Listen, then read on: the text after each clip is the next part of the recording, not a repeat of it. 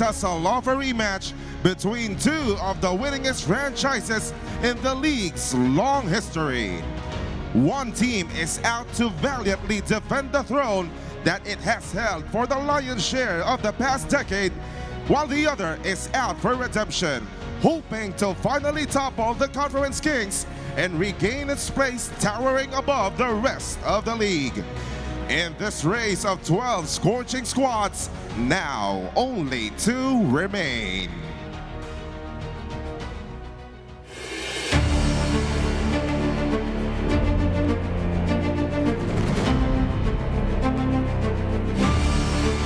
The PBA has entered a remarkable 50th season. Over the years, hundreds of exceptional players and personalities have gifted us with enduring tales and memories of greatness. And now, a present crop is hoping to add another chapter of its own to the glorious tome of the league's history that continues to be written to this day. The 50th season of the PBA Open! Shot clock sa uno. Ababang-abaw. Nakabuwang the play. Scoops it up. Sizing his attack. Huling. Iniwan pa kay Bandit. Teams galloped and grinded in a span of 4 months. PBA has made its Dubai comeback after 6 years. Ang pinakabagong team, Calvin again! Reaching milestone. LA for 3. She's a through. Displaying astonishing feats. And saying goodbyes. No comes the winner. Forward to the rescue. As the conference went in deeper, action intensified. From a flicker to a flame. Jump it again! They will fly! Now, only 2 remain still in the running to blaze a trail towards a prestigious cup. TNT is back in the final. We all know that they have dominated the All-Filipino Cup for the last decade. It's time for us to buckle down. San Miguel will shut the door on Barangay Nebra here in Game 6. This championship is not that easy. Ang kakatunggali natin is determined to win a championship. They will go all out once more. Block mula kay Brandon. We're just trying our best to slow him down as best as we can. Combining talent with tenacity. Hindi mapigilan. Capable kami as long as sundin namin yung game plan. Employing strategy to shift fortunes to one's favor. I'm sure na gutom sila. Every game is a challenge for us, especially in the championship. We have to be able to rebound against the #1 rebounding team in the league. And holding the firmest as possible to the belief that success is theirs to bring into reality. Rayano gets it to go. Tiwala namin sa isa't isa and the familiarity. Matagal na rin kami magkakasama. Napata ng layo. Karoon ulit ako ng chance to play again in the finals, but this different team naman yung mga kalaban namin. They have that kind of revenge factor. It could go either way. To get one over them, we're going to give it our all.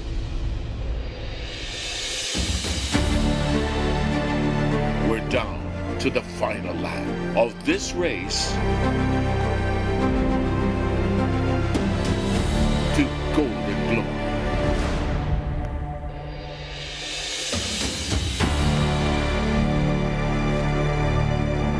It's the final lap of the race to golden glory. This is the PBA 50 Philippine Cup Finals. And this is brought to us by Arena Plus. Sa Arena Plus, astig sa sports. It is now time to meet our finalists. Galloping into their 4th straight finals appearance, they are searching for retribution from their finals loss last season against the very same opponents they face now. Here are your TNT Tropang 5G! Boy has come alive. Oftana with the 2, decides block mula kay Brandon, but Jordan attacks instead. He wants to get 3 back. Take a 4. And TNT survives. TNT is back in the finals, though.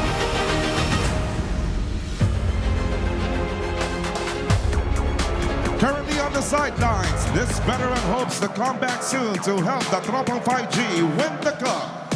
From Talisay City, Cebu, number 16, R.R. Pugoy.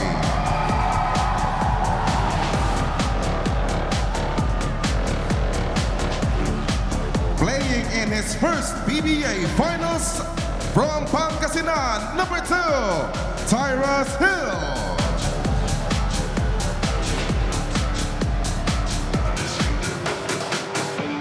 This former Gilas and Batang Gilas member is back for his second PBA Finals.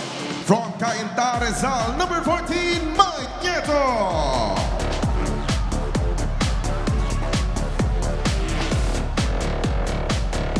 A sophomore looking for his third PBA title. From Santa Ilocos Sur, number 32, Henry Galinato Jr.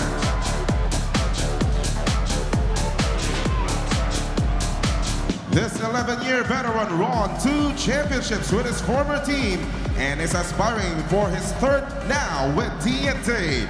From Naga City, number 0, Simon Enciso.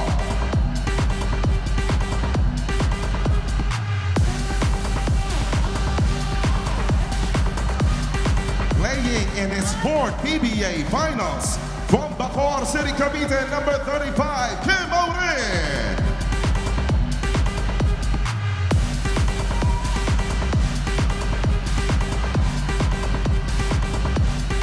This 2-time PBA champion hopes to provide added firepower for the Tropang 5G. From Makati City, number 77, Kevin Ferrer.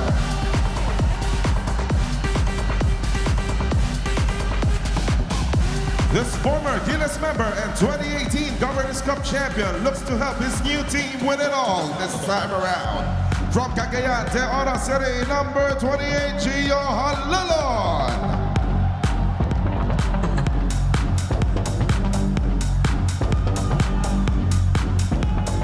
The 2008 Most Valuable Player and a member of the PBA's 50 Greatest Players is looking for his 11th PBA title in his 19th season in the league.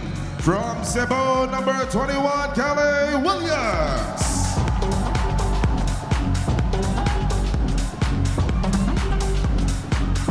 This 4-time PBA champion and former Gilas Pool member is looking to be a crucial role player for the Tropang 5G once more.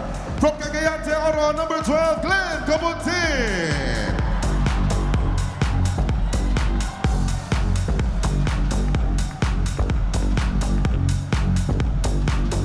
Returning to action is last season's Finals MVP of the Commissioner's Cup. From Cagayan de Oro City, number 6, Reyna Bata.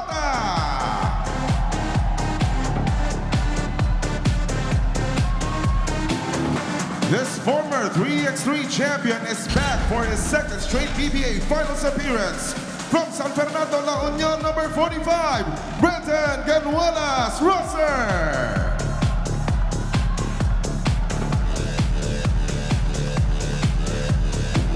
In his second PBA Finals appearance, this former Gilas player from Manila, number 15, Jordan Hiddink.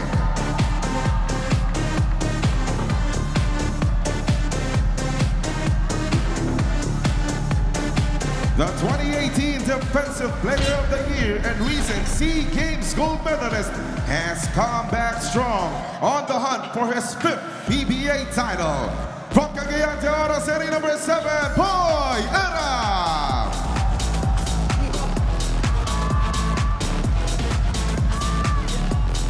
And last but not the least, he is the 2023rd overall pick, and Gilas mainstay is once again leading the charge for TNT in scoring and minutes.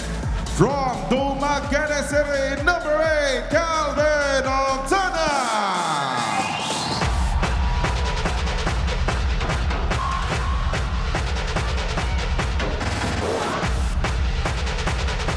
Aiming for his 12th PBA title is the youngest PBA head coach to win a title, Coach Chot Reyes. Together with his assistants, Josh Reyes, Sandy Arespacochaga, Bong Ravena, Yuri Escueta, Randy Del Campo, and Ryan Reyes. Their team manager is Jojo Lastimosa. Assistant team manager is Miss Yvette Ruiz. And team governor is the PBA Board of Governors Chairman, Mr. Ricky Vargas.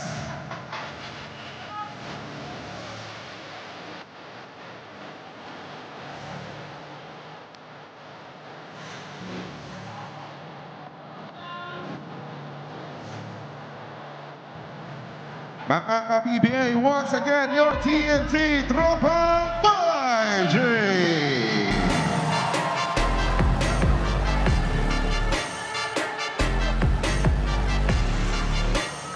And now, let's meet their opponents. They are the defending champions of this conference, winning 10 straight games heading into the semis. They are also the only remaining pioneering franchise in the league and the winningest franchise in PBA history. Here are your San Miguel Beermen! Jonathan making things happen. Hindi mapigilan. Gets the basket. Miguel will fly. Goodbye. Jericho dives in. Bounces to Don. Juliano on the move. Pulls the trigger. Pinawi yung tres. San Miguel will shut the door on Barangay Ginebra here in Game 6.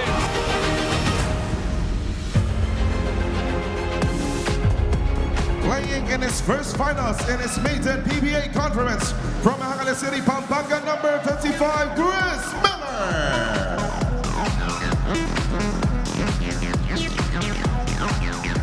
Another rookie playing in his first PBA finals from Cebu, number 23, Royce Mantua.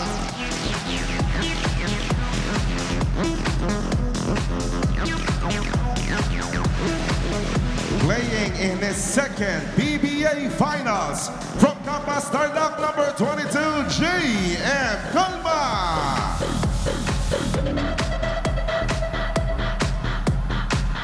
Also playing in his second PBA finals from Malay Aklan, number 11, Andreas Kahilig.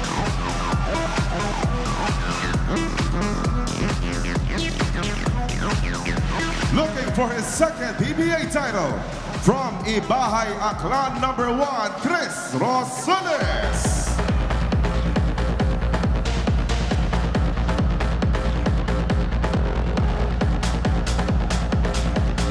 Hoping to win his third PBA title from New Manila, Quezon City, number 21, Gerard Teng.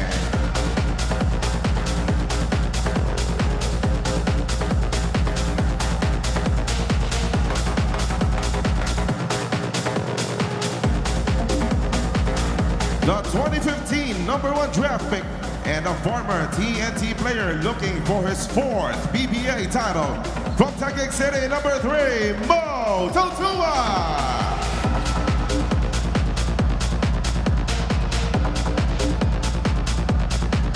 This former Most Improved Player awardee won his first PBA title last conference and is now aiming for more from Ibaan, Batangas, number 33, Wami Johnson. A 3-time PBA champion and 11-season veteran from Tabaco City, Albay, number 91, Rodney Brutian.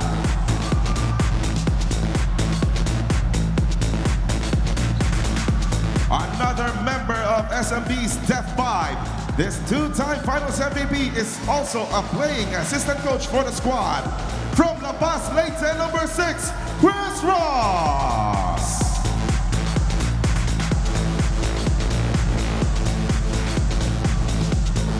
This member of SMB's legendary Def 5 is the all-time leader in three-pointers made, looking to win his 11th PBA title. From Santiago, Ilocos, number 13, Marshall Listener.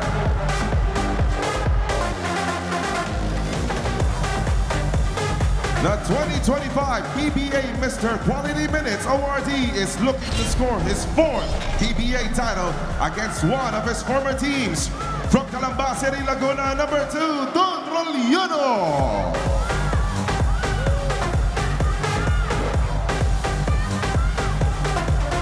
This 4-time PBA champion won his first Finals MVP award last season, aiming to repeat his stellar performance against the same team in this golden season.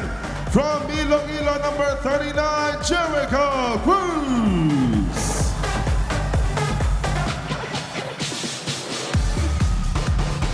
He was the best player and Finals MVP of the 47 seasons Commissioner's Cup, now leading his team in scoring and steals. He's ready to lead SMB to another chip. From Bautista, Pangasinan, number 77, the Predator, CJ Perez.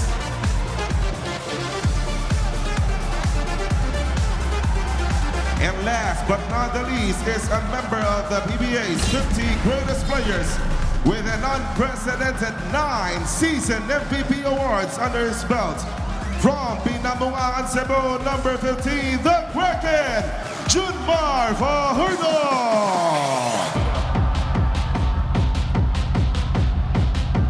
The head coach of the San Miguel Beermen and undefeated in the Philippine Cup Finals as head coach is 7-time conference champion Leo Austria.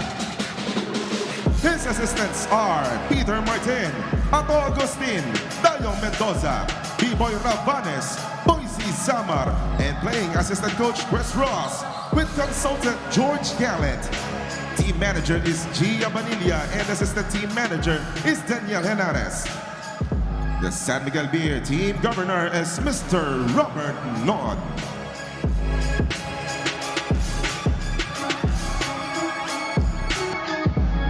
Once again, your San Miguel Beermen.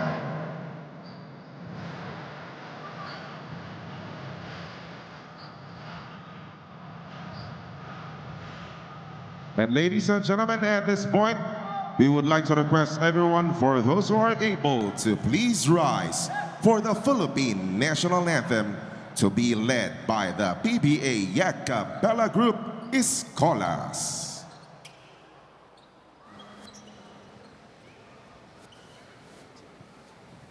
Bayang magiliw, balas na silanganay, alam ng puso, sa dibdib mo'y buhay.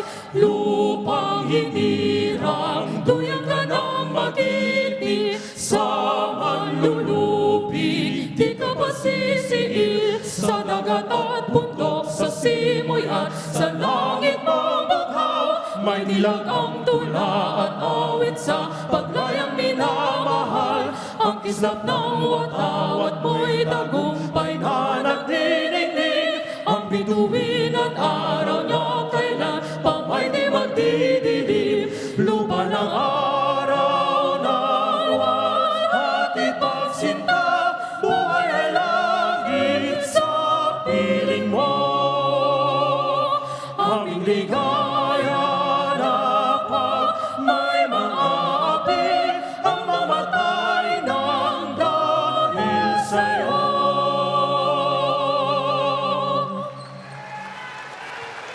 Thank you very much. And now let's have both teams meet at center court for the traditional sportsmanship handshake.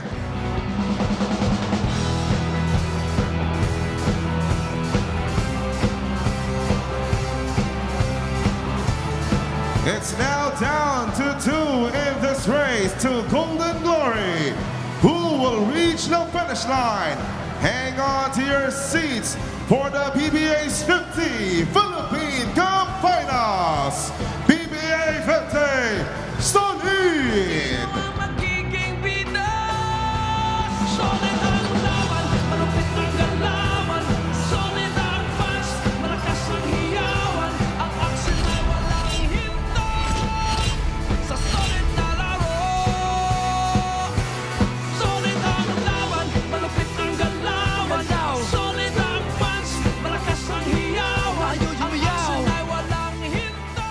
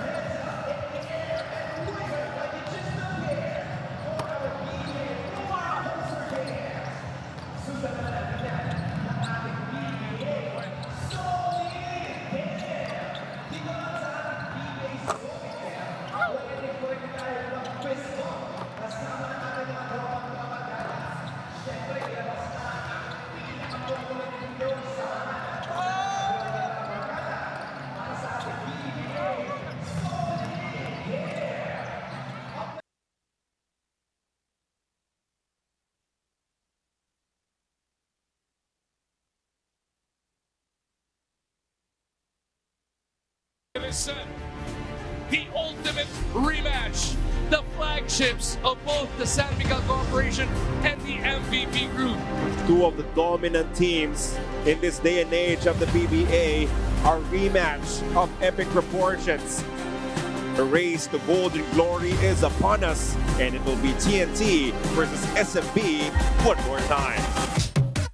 Have those guys ready to go, and it's going to be up to us to match and elevate our intensity if we do want to win this series. If we could beat this team, I think a championship would mean all the more. You know, I would really love, you know, you don't know how long these greats will be in this league, and to be able to get one over them would really be fantastic. So we're going to give it our all. I'm sure na gutom sila, no? But in our team, no, we cannot dwell anymore. Every game is a challenge for us, especially in the championship. Problem when you're going to consecutive finals is you sometimes lose that kind of hunger, and I hope we are not satiated by all the final appearances. So I think if we approach these finals with deep hunger, we might give ourselves a chance. The defending champs and the team that they beat last season will run it back. Best of 7 tayo, the final lap of the race to golden glory.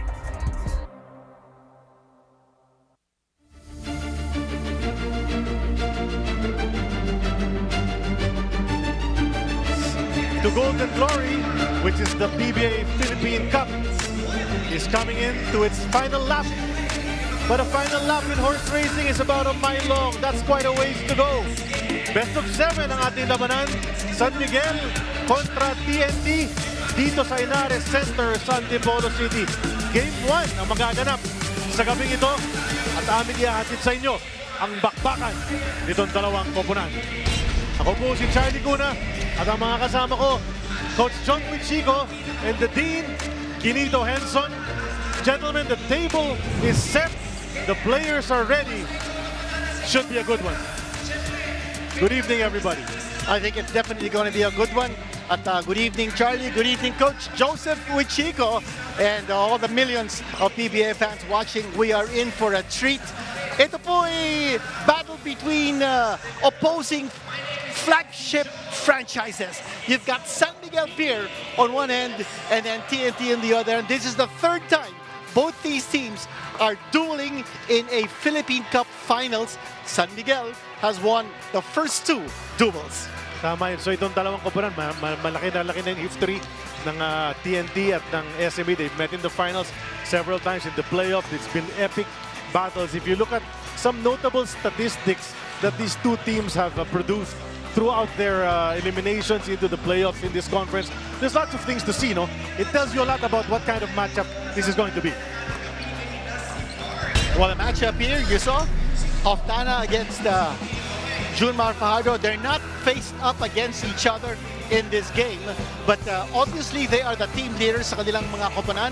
Calvin Oftana is the leading scorer of TNT. Now, Junmar Fajardo is a 9-time MVP. He is not the leading scorer ng San Miguel Beer, but he's the number 2 scorer because CJ Perez had that 41-point explosion in the last game in the semifinals. But no doubt about it, Junmar Fajardo is the anchor, the leader of the pack ng San Miguel Beer. We'll talk about TNT Tropang 5G first, no? Itong TNT, you know, after all of what happened, they had some struggles in the elimination round. They ended up at the 3rd seed. Now they're back in the finals. Anong nangyari? How did they reach where they are right now? Well, they were the 3rd seed sa ating eliminations. Number 1 seed, of course, was San Miguel Beer sa quarterfinals. Tinalo nila Magnolia sa semifinals naman. They gave up only 1 game before eliminating Baralco. But take note that TNT is in its 3rd Philippine Cup Finals appearance against San Miguel Beer 2022-2023. They lost 4-3 to San Miguel Beer in a series where Coach Shot Reyes did not coach games 2 and 3 and game 7. All of those 3 games, TNT lost. And then in 2024-25, that was the previous Philippine Cup Conference, tinalo din ng San Miguel ang TNT. But in a series where TNT was crippled, Rain ng Batak hindi nakalaro, and Poy Eram failed to play in 3 of the last 5 games of that series. On your screens right now, though, is a guy who's healthy and he's ready to play. He's their leading scorer, si Calvin Oftana. Coach Jong, pag-usapan natin yung importansya at yung galing nitong player na ito. Si Calvin is one of the scoring pillars ng TNT. He averages around 37 minutes a game, 17 points average in the conference. Imagine 43-point field goals and 38% sa 3 points aside from giving them around 6 rebounds a game. Kaya all-around player itong si Calvin Oftana, and he is needed in this series for TNT to be able to play well. But he's far from being the only weapon para sa TNT. On that side, there's a lot of great players as well as with SMBS. Ganun na rin, no? Pero ito si Jordan Heading. Dean, pag-usapan natin naman ang naibibigay itong player na to. Jordan Heading had a very slow start in his conference. In fact, he sat out 3 of the first 5 games ng TNT. And in those first 5 games, he did not even score in double figures. Subalit, as the conference progressed, nakita natin yung galing ni Jordan Heading. And ito po ang kanyang conference averages. 45% shooting from the field, 15.2 points a game. And remember, in the clincher against Meralco, si Jordan Heading had 31 points. Kanya, ready na siya for the final series. So we've talked a little bit about the TNT Tropang 5G, but Bel Gregorio, a little bit more about this team. As the TNT squad looks to redeem themselves in this finals rematch, mas mataas daw ang kumpiyansa nila that they are a lot more prepared. According to assistant coach Josh Reyes, they believe that their build-up this conference is a lot better, especially because of their improved point guard depth. Malaking tulong rin daw na in their semi-series against Meralco, natuto silang makahanap ng iba-ibang paraan na manalo despite their usual perimeter shots not falling. In that last victory, they only shot 4 of 25 from beyond the arc. At ngayon, imbis na tanggalin ng isang specific part of SMB's game, the emphasis for TNT is to adjust quickly and not allow the Beermen to get into a rhythm through making runs. Kakailanganin gawin ng Tropang 5G yan without Roger Pugoy, who is still nursing a left hamstring injury at target na makabalik by Game 4 according to PBA against Beermen. Gentlemen. Well, napaka-importante siyempre ni Roger Pugoy sa atake ng Tropang 5D. It's going to be a problem for Coach Chot and his guys, but siyempre meron naman silang personnel to pick up the slack. Let's head to the other side. San Miguel Pier, pag-usapan naman natin Coach Jong. How did they make it to this stage? Well, San Miguel Pier ended with a 9-2 record, which is number 1. And then sa quarterfinals, they beat yours truly, the NLEX Road Warriors, 101-94. And then sa quarterfinals, they won 4-2 against sister team Ginebra San Miguel. At huwag natin kalilimutan, it was 0-2 to start the eliminations. Tapos 9-game winning streak. Yes, nag-streak sila. And San Miguel is capable of doing that. Alam natin na subok na sila, lalo na sa finals. That's right. How about Dean? Let's talk about where it starts and ends para sa San Miguel Beer. Well, si Junmar Fajardo, semi-final averages niya down from his conference averages because in the conference he's averaging 16.5 points, but in the semifinals down to 14.7. Huwag natin kalilimutan that this guy is playing not 100%. Meron siyang shoulder injury, but he's playing as though baliwala sa kanya yung shoulder injury. But in the last game, the clincher against Ginebra San Miguel, he only had 4 points, but did a lot of damage with 18 rebounds. Yan po ang kanyang ginagawang conference averages. Very, very consistent. 16-16 ang kanyang ginagawa.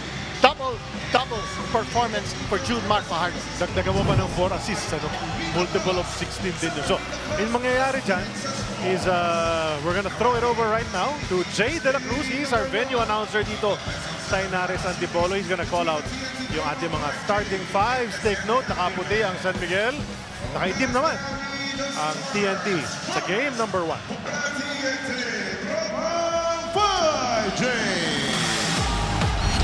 Point guard is a 2-time PBA champion from Naga City, number 0, Simon Enciso.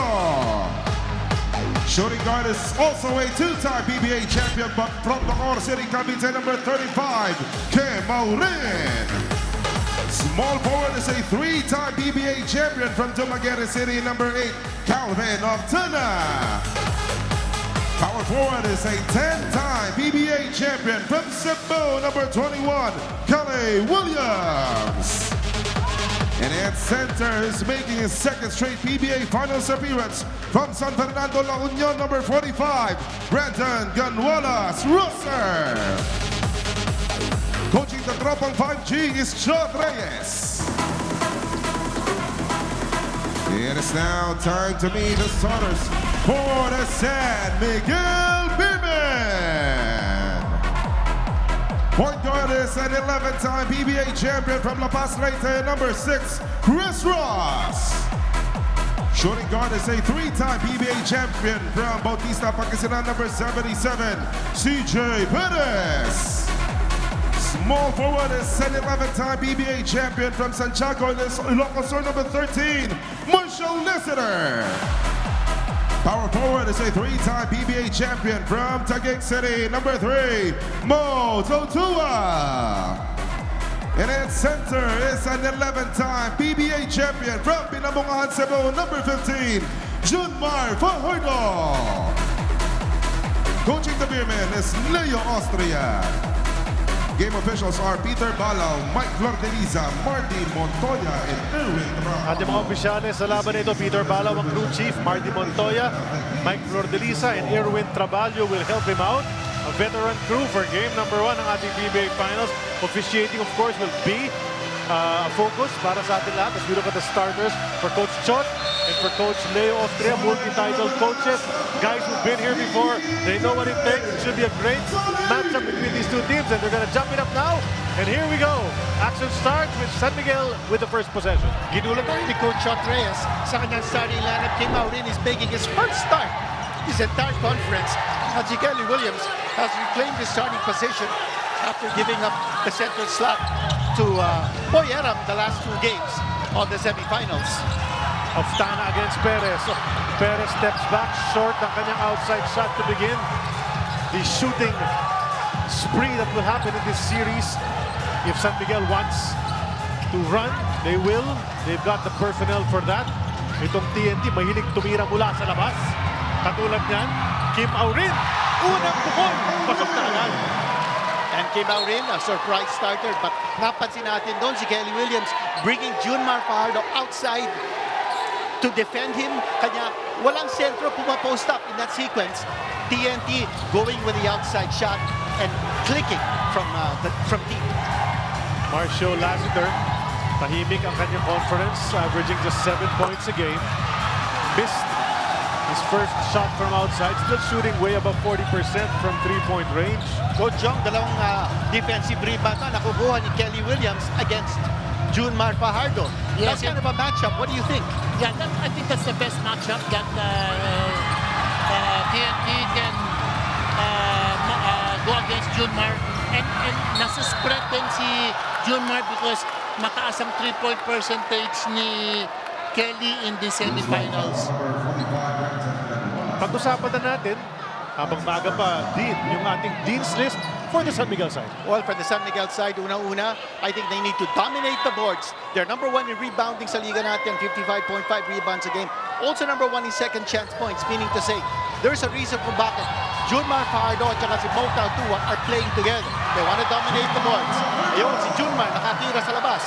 Second point is they need continuity from the bench to sustain the pace that they need against TNT. They've got 7 players averaging at least 20 minutes a game, and they're number 2 in bench points sa liga natin. And the number 3 factor for San Miguel, as Oftana scores the 3-point shot, is the Chris Ross factor. Sa semifinals, si Chris Ross upped his averages to 7.5 points, 5 assists, and 26 minutes a game. This guy's a 2-time finals MVP. Magpapakita si Chris Ross sa larong ito. We'll see him later for sure. In the meantime, Junmar against Kelly. Wanted to drop it off kay Tautua. Nagawan tuloy ang San Miguel. And Ciso picked up his dribble, went to Aurin. He'll step into a 3. That's short. Rebound nakuha ni Chris Ross. Up ahead to Lassiter. Even further ahead kay CJ Perez. Nakabantay si Enciso. He'll force CJ to retreat a little bit. Pass it over to Junmar. To the corner. A 3 from Mo. Finds the mark! Coach Joseph, were you surprised with that kind of shot? Nobody closing out on Motautua. TNT not respecting his outside shot. Yeah, Calvin had the choice to rotate on him or not, but he decided to stay with Lassiter. TNT is chopping the ball pick of CJ Perez so that he doesn't get going, and that gives an open shot for San Miguel. Nice crossover from Aurin. Ball finds its way to Oftana. Nagpintis si Calvin, pero andun si Kelly Williams para patipid. Kelly Williams very active underneath both boards. Nakakakuha na siya ng isang field goal on the offensive, off the offensive rebound. So very active si Kelly Williams. And you watch the isolation of Junmar Fajardo against Kelly. CJ kontra BGR. Hesitation move. Takes it from the left side. He got hit. And Brandon is telling Kim Aurin, you should have rotated. Go along with the guy that you're guarding. Brandon, that's his second personal really early in this game. Yeah, you know, Brandon, ang laking bagay ni Brandon sa TNT. He has to be more disciplined on fouling. If he needs to give up 2 points so that he stays in the game and not getting a foul, then he should do it. Wow, way too strong sa kanyang unang free throw attempt si CJ Perez. Diyan naman nakikita natin yung versatility ni CJ Perez. You know, he wanted to draw the switch. He wanted to attack the interior. At helping the helper yun si Brandon Ganuelas-Rosser. No choice but try to stop CJ Perez. Yun, he had to pay the price and now he's sitting on the bench. Right. Second free throw is good para kay CJ. 7-6 ang ating score. Of course, we'd like to greet everybody watching us on RPTV and the 100,000 viewers now on the YouTube channel of One Sports catching this game. Ito si Calvin Oftana. Didiskarte kontra Marshall. Jumper in and out. Rebound taken by Junmar. And Motautua waits. CJ will take it across. Chance for the lead para sa San Miguel kung maka-score sila rito. Almost 4 minutes gone by sa ating unang laro sa best of 7 ang finals. Pass inside to Mo. He powers up and he misses the layup. Right, gimme layup. He missed it. Mas okay pa si Motautua kung sa labas, ano? Nakakuha din siya ng 3-point shot. That's the crazy part of that. Yung tres swak na swak pero yung sa loob nagbintis. But we can expect a lot of that combination from the inside. As you see Simon and Cesar scoring from the outside. Alam mo, nakakagulat si Simon. He took over from Gio Halalon midway as a starter for TNT, midway the semifinals. And, you know, while sometimes he doesn't even score, he makes his presence felt as a facilitator. Another missed layup from Motautua. Offensive rebound for Junmar. And Junmar telling Mo, I've got your back, partner. Sagot na kita. Second bucket inside para kay Junmar. So the post defense of TNT, they're making them go one-on-one. Wala mo ng double team, wala mo ng help. Kasi if they don't want to get the perimeter game of TNT going. Pangalawang three-pointer para kay Simon and Cesar. He's that type of streak shooter. Nakatikip na siya ng isa. He wanted another one, 2 in a row. Right. 12-8 guys para dito sa TNT in the early goings. Their outside shot is dropping. And that doesn't drop para kay CJ Perez. Chance for TNT to extend the 4-point lead almost halfway through the first. Kelly Williams attacks and the layup is good. Kelly aggressive, and you can see TNT has been attacking on the offensive end.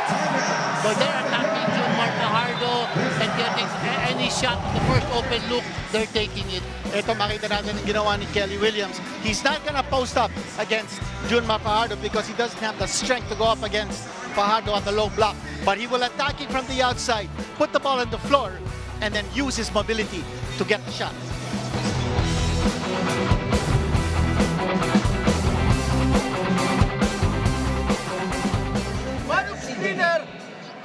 Don't widen the screen by giving a space.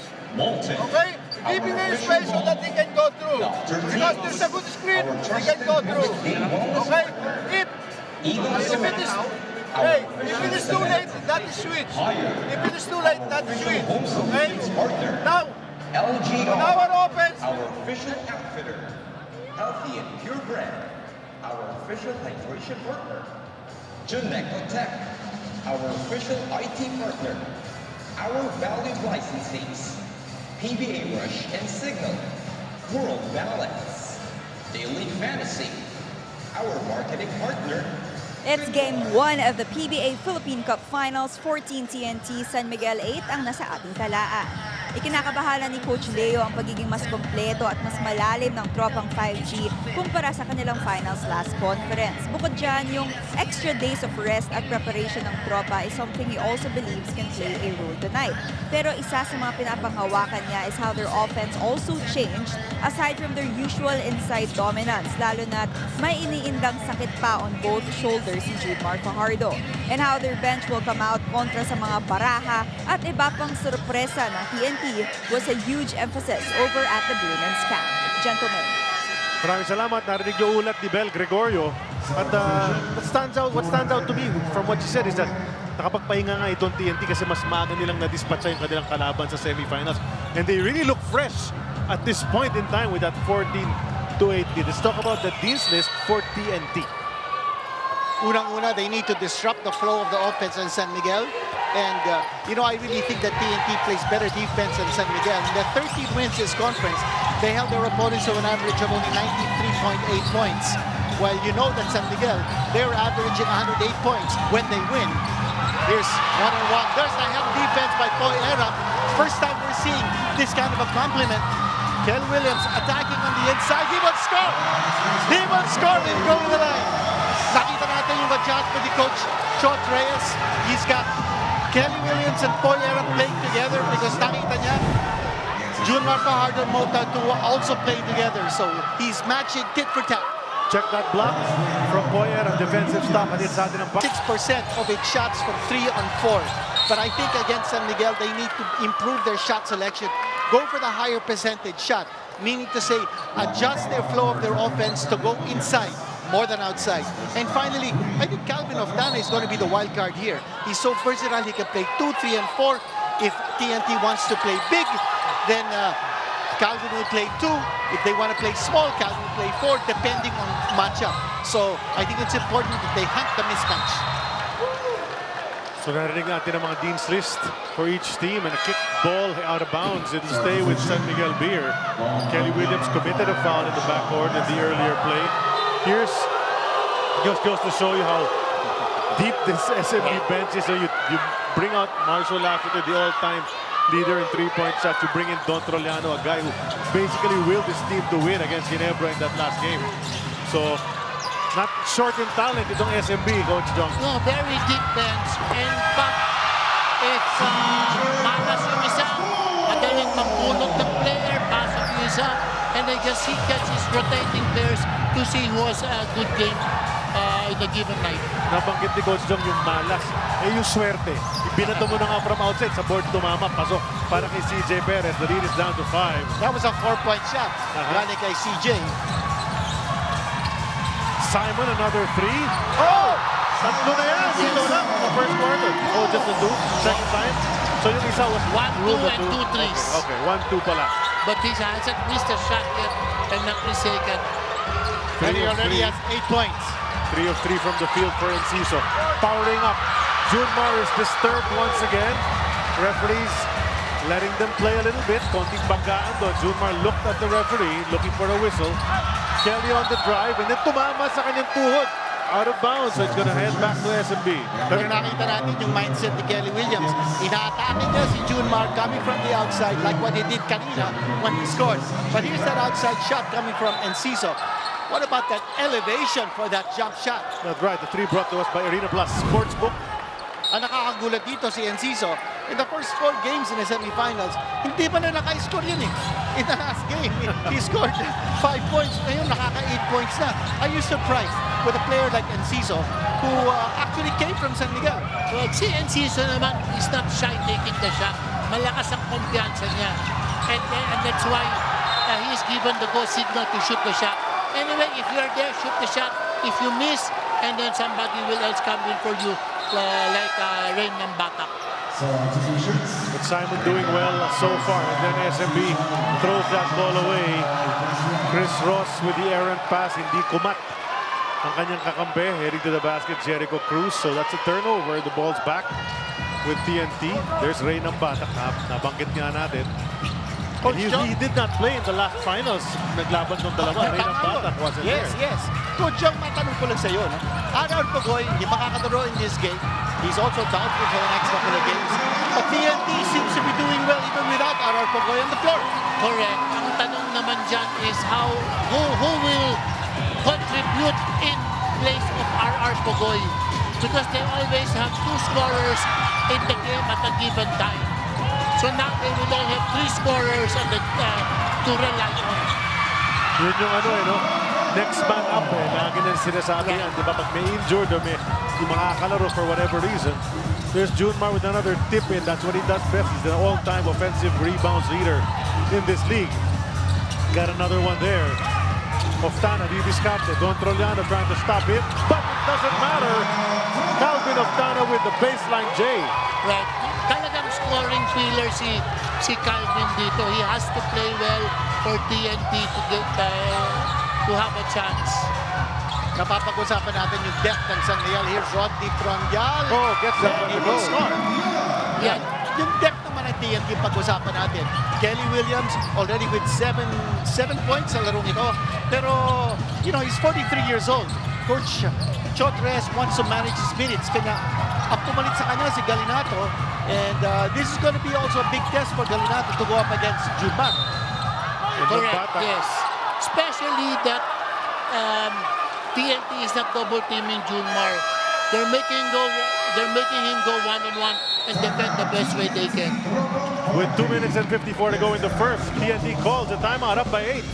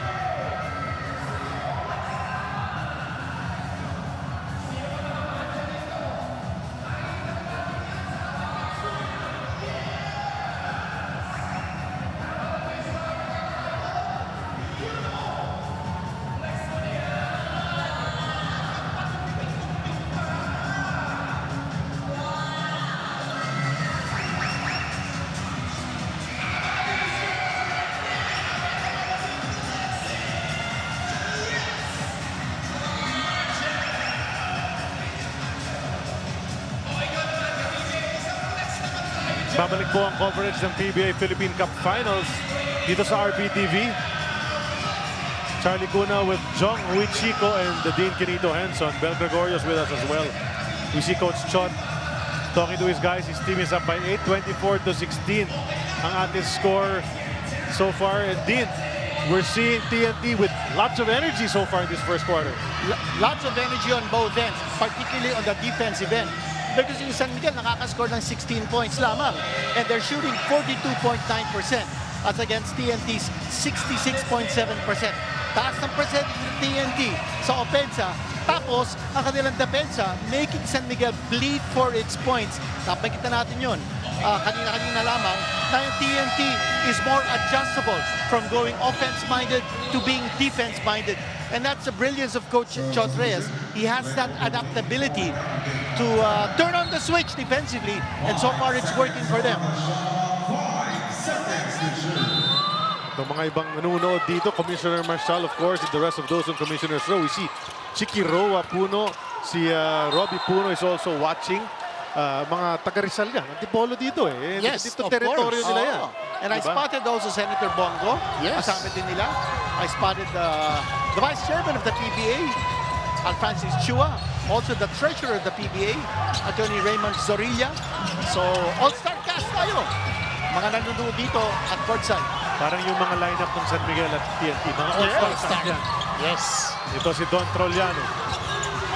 Cut between two players, turnaround jumper, off target. Rodney Bronjal doing what he does best, getting boards. And look at that, tatlong taga-Adamson humawak ng bola doon. Troliano, Bronjal, Jericho Cruz. Puro mga bata ni Lloyd Leo Austria sa Adamson yan. Jordan heading in the baseline, and then Glenn Cobuntin likes to hit it from that corner, but not that time. Oh, big rebound by Junmar Fajardo. He was not in rebounding position, but because of his height, he was still able to get the defensive board. Looking to close the gap even more. Bronjal back out to Jericho Cruz. Under 2 minutes to go in the first. Pass inside. Nice roll from Rodney. Ayan na naman ang Adamson connection.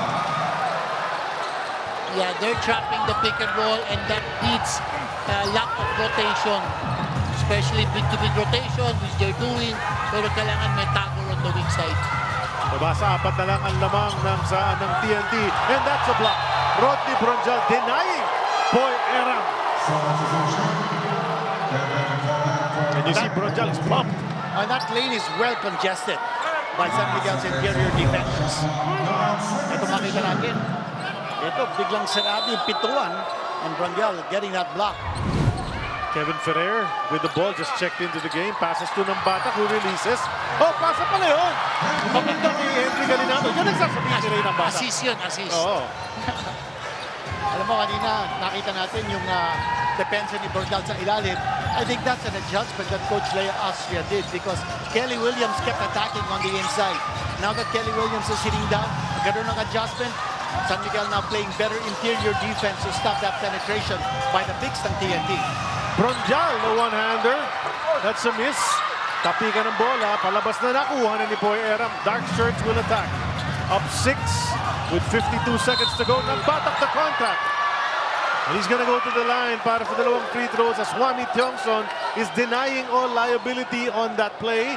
Telling referee Mike Flordenisa, hindi ko naman siya tinamaan. Well, may point kasi si Wami.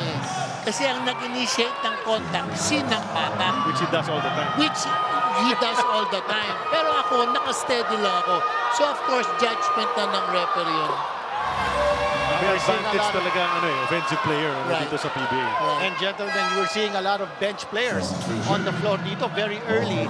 And it looks like both these opposing coaches are seeing a long drawn battle. Kanya dito lang sa ating first quarter, ang dami nilang ginagamit na bench players. Kevin Ferrer is already playing. But syempre sa finals, alam natin that the bench will be a factor. Because it's a 7-game series, especially if you're playing San Miguel who has a very deep bench. Lead was down to 4, pero nag 4-0 blast naman ang TNT to bring it back up to 8. Mo Tautua against Galinado Jr. A lot of beef over there. Here's Bronjal and Eram, and that's going to be a hold on Poy. A bit too close on that defensive stance. Side court inbound ang gagawin para sa San Miguel Beer. 14-second shot clock. But you see the defensive aggressiveness that Mr. Hanson said by TNT because they don't like to set the make San Miguel have a set in their flow offense. Ito naman si Wami looking for some offense, but the defense prevails sa encuentro na yon. Heading. He's been quiet so far in this game. They haven't needed his outside sniping. Kicks it over to Nambata. He can shoot the 4. He'll bring it in. Ayan na naman yung contact initiated by Ray Nambata. And Wami Johnson can only look at the referee. Right. And Nambata very good at fishing for that foul. Pinakita niyan in full display against Meralco in the semis. Yeah. He just kept baiting the Meralco guards, getting fouls from them. At makita natin yung kumpiyansa ni Nambata. Even if he's been coming off the bench, you know, he did start for TNT first 2 games of this conference. But after that, he has come off the bench for Coach Jot Reyes. Very comfortable siya coming off the bench and delivering the goods. You see Poy Eram heading to the bench. Pahinga muna siya. Pinasok si Glenn Cobuntin re-entering the game. Yeah, medyo if San Miguel likes to catch up, probably now is a time while Junmar is sitting down. Yeah, while there's only one scorer in the game for TNT, which is Nambata. 9-point lead yan. Yeah, I think that's the biggest lead. It was 10 at one point. Jericho Cruz against Galinato Jr. Step back 3. Too strong. Bronjal tipping it, but it goes to Nambata. And the first quarter buzzer goes off. And what a quarter for TNT, holding San Miguel down to just 20 points and scoring 29 of its own. That's how it ends after 1.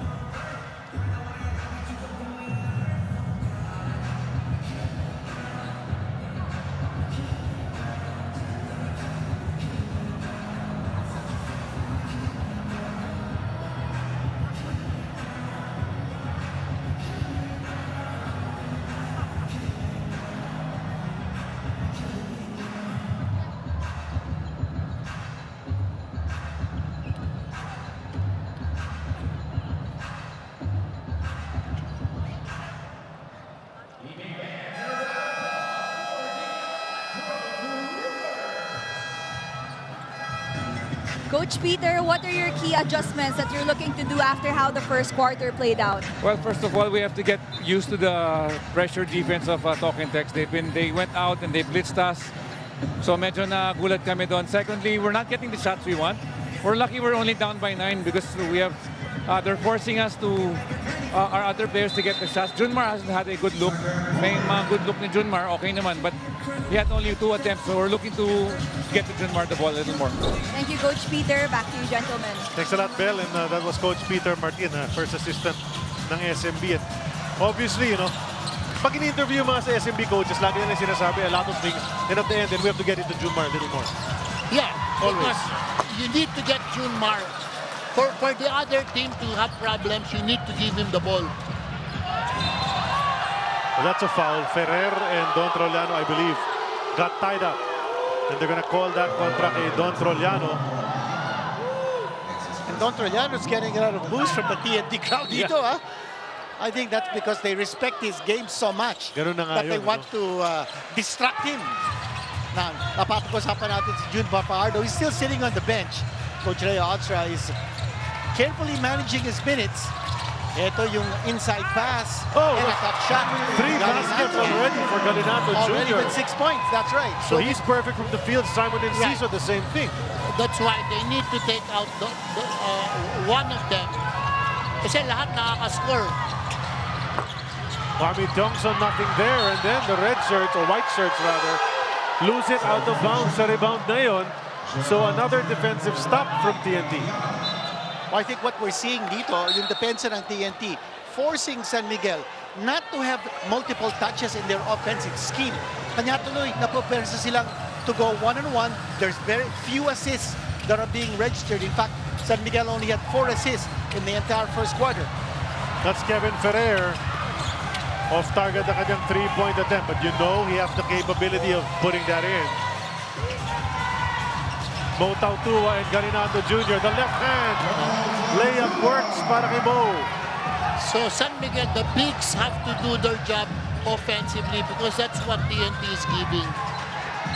And it's all individual offense ng San Miguel. They're relying on that talent, the talent of their bigs. And look at that, Kevin Ferrer off the bench, another bucket para sa TNT. Parang pinapakita dito ni Coach Andres, sandali, nasabi ninyo, malalim San Miguel, malalim din kami. That's correct. And you know, everybody is contributing. So they don't have to rely on Calvin or Bangbata or heading. Overshooting that baseline drive. Ito si Jericho Cruz. Got all the way to the hoop pero hindi niya napasok ang tira. Nang Batak threading the needle, looking away. Galinato Jr.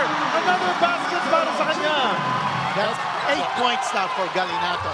Yeah, you know, the defensive is of San Miguel is out of sync.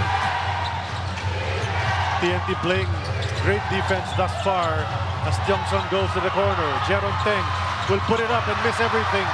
Eto si Heading. Heading assessing the situation. He'll get into the paint. Go up strong. And he'll join the scoring party as well. There's a lot of space underneath. a lot of space. And TNT has done a good job of spreading the floor and making it easy for their slashers to attack inside. That's a 15-point lead for TNT. 9:18 to go in the first half. Watch Jordan heading, just tipping it down. That's his strong side. Kaliwete yan. Basket is good.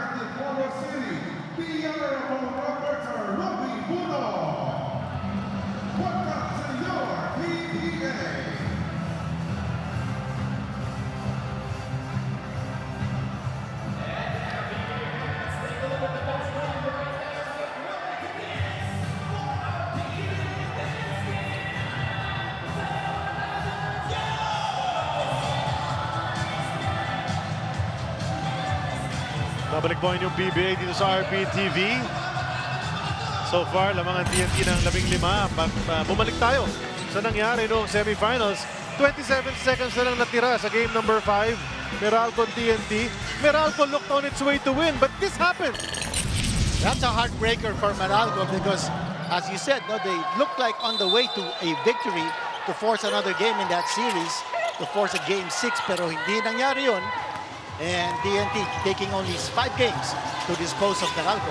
You know, with injuries and all sorts of problems, Meralco gave it a good fight, no? Pero yun na nga, nawala yung panalo na yun. Game 1 and Game 5 will haunt Meralco for a bit, I think. Yeah, and that's a gamble talking about that baseline out of bounds with 20 seconds to go. If I were the one, I would have inbounded the ball in the half court. But they inbounded the ball on the baseline, so that worked for them. It worked. That's right. It worked. Meanwhile, nakita natin ang adjustment ng San Miguel. They're playing with only 1 big instead of 2 bigs. And now, TNT looks like they want to double Junmar Fajardo. That's why they're playing with a smaller lineup. There's a basket from San Miguel Beer. We'll go over to Mel Gregorio now. Chris Ross is currently sitting on SMB's bench as they have been trying to manage pain on his right half that's currently experiencing tightness. Sumakit din daw ang kanyang Achilles sa opening quarter kaya kinailangan niyang magpahinga. Pero nang tanongin natin siya, susubukan naman daw niyang makabalik. Balik sa inyo. All right, we will watch what happens with that. Si Bel tututukan yan. Dahil si Chris Ross, malaking parte nga ng atake ng San Miguel Beer. Nabanggit ni Dean kanina. Ito yung matchup, Eram, Junmar. And Junmar just moved him aside. That's brute force for Junmar Fajardo going one-on-one against Boy Eram. Kanina nakita natin nag-double team ang TNT because they have a smaller lineup on the floor. So they can afford to have another man to double Junmar Fajardo, but there's Boy Eram. Tinan mo naman yung sagot. Sumagot eh. Natirahan siya ni Junmar. Sabi niya, ito, 3 sa'yo. So up pa +1 pa yung TNT. Now the question is, will they double team or will they not double team? They're still not double teaming him. And he'll miss, but he'll get it back. Coming from the outside. Oh, huling-huli siya ni referee Flor de Liza at the baseline. He was out of bounds and stepped right in without establishing position. Watch this. Ito yung inurong lang niya si Poy. And Poy's a big fellow, but Junmar's bigger. And also, Junmar Fajardo going to his left hand to score in that jump hook. There's a 3-pointer of Eram brought to us by Arena Plus Sportsbook. 13 ang lamang ng TNT. Enciso dancing with Rosales. Gets to the basket, but misses the layup. But stolen away by Cobuntin. Oftana. The kick to the corner, Kevin Ferrer. Cobuntin again. Multiple possessions for TNT. Ferrer will try once more. Hindi rin naman pumapasok. But they're getting multiple possessions. And Coach Sean Reyes is applauding the effort of his players. Even if they're missing, they're still sitting on a 13-point lead. Pinanood ko yung warm-up ni Kevin Ferrer kanina. He wasn't missing from that area. Chris Rosales will try his luck. And it'll pop out. So TNT's been in the lead from the start. Kevin Ferrer will drive it closer. Eram will try again. Oh, another one! This time for Eram. So that's the way to counter Junmar, really, is to attack him or space the floor. Yun ang ginagawa ni Kelly Williams. Same, yes. Bringing out Junmar because of his three-point shooting. Pinakamalaking lamang na ito. Perez goes to Rosales. He'll bring it a bit closer. On the turn, he finds Jericho Cruz. Jericho on the drive. Off target ang tira. And on the rebound play, I think matatawagan ng foul si Poy Eram. Anyone battling Junmar under the boards has a tendency to foul. That's correct. You know, he's heavy, he's big, he's getting better at getting good position for the rebound. That's why you have to battle him, and eventually you might foul him. That's a second three-pointer galing kay Poy Eram, who's shooting 36.9% from beyond the three-point arc in this conference. Now I think this is a better lineup for San Miguel because everybody can shoot. Now you can go to Junmar. The floor spacing is better. CJ Perez against Aurin. Forces it up. It's a miss. The tip from Junmar. Hindi rin pumasok. A good job by Kelly Williams of boxing out Junmar Fajardo. Pass inside to Aurin. Decides to come back out. Under 6 minutes to go in the half. Glenn Cobuntin. Kelly for three. That's good. Yes! Oh, yes! The bigs ng TNT are scoring from outside at will against Junmar Fajardo. Wow, that's a 19-point spread here in the first half rather. San Miguel needs to stop the bleeding. And look at the way Kelly Williams is defending Junmar, denying him inside position. Nice effort from Lassiter to keep it alive. He will score. And you like the way Lassiter probably had a shot at that baseline jumper, but saw his main man Junmar underneath. Right, he gave up his shot for a better shot. So that's what the team's all about. He knows how to play. Yeah. You need to feed Junmar Fajardo without making Junmar dribble the ball. Once he has inside position, there's no other choice. You dump the ball, put it in his hands, you know he's gonna score. But he's short on the free throw. The bonus, di pumasok yan. So ang lamang, 17 pa rin. 6 out of 14 from 3 ang TNT. What a great percentage over there. 2 out of 10 lamang ang San Miguel Beer thus far. Kelly Williams, swing to Enciso, all 3-point threats. Simon bounces it underneath. Ang sikip. At napalakad si Glenn Cobuntin, traveling violation. And Ross is coming back in. So, nabanggit nga ni Bell kanina, medyo miniinda sa kanyang calf. But he's good to go. He's back in the game.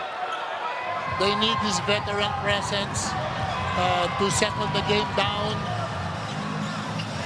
Saka yung defensive prowess niya, no? Naibigay na kay Junmar. Good double team. Gave up the ball. Perez high in the sky. And then blocked away by Kelly Williams. Grabe yung ginagawa dito ng mga bigs ng TNT. Not just Kelly, but also Poy Eram. Oh, Kim Aurin is fouled. I think that's Andreas Cahilig will be called para sa foul na yun. Now we're tracking the three-point shots ng TNT. They're going 6 out of 14. That's 42.9% shooting from beyond the three-point arc. That's not bad. But you can, yeah, it's a choice. It's a choice of San Miguel. Are they going to live with the three-point shot off their wings consistently? Wow. When their defense is hurting them, giving them drop passes. Well, the whole idea of TNT is if they click from the outside, it opens up the floor for a lot of their slashes. And for San Miguel, now you have to pick your poison. How will they defend TNT? Ito na si Junmar. Here's another miss from San Miguel Beer. 19-point lead for TNT. Simon Enciso, the spin, the drive, the drop, the miss from Calvin Oftana. Saves it, gets it at the three-point line. And just CJ Perez, 12 to shoot. Calvin has not yet done damage. And he'll be called. Yeah, that's going to be an offensive foul, I believe. Yeah, that will be an offensive foul. Medyo nag-gigil si Calvin kasi he hasn't gotten going yet. But okay lang because you're up by 19 points. Yun, that bump there. And of course, CJ knew how to play it up. And Kelly Williams actually wide open for the pass. Hindi pinasa ni Calvin Oftana, wanted to take the shot. Siya tuloy na tawagan. Ross to the corner. Kahilig got drive. Straight into Glenn Cobuntin. Offensive foul, says referee Peter Balao. Chris Ross is chasing him. Advocating para sa kanyang kakampi. On that door, a shot on Kahilig down the baseline. The lead is 19.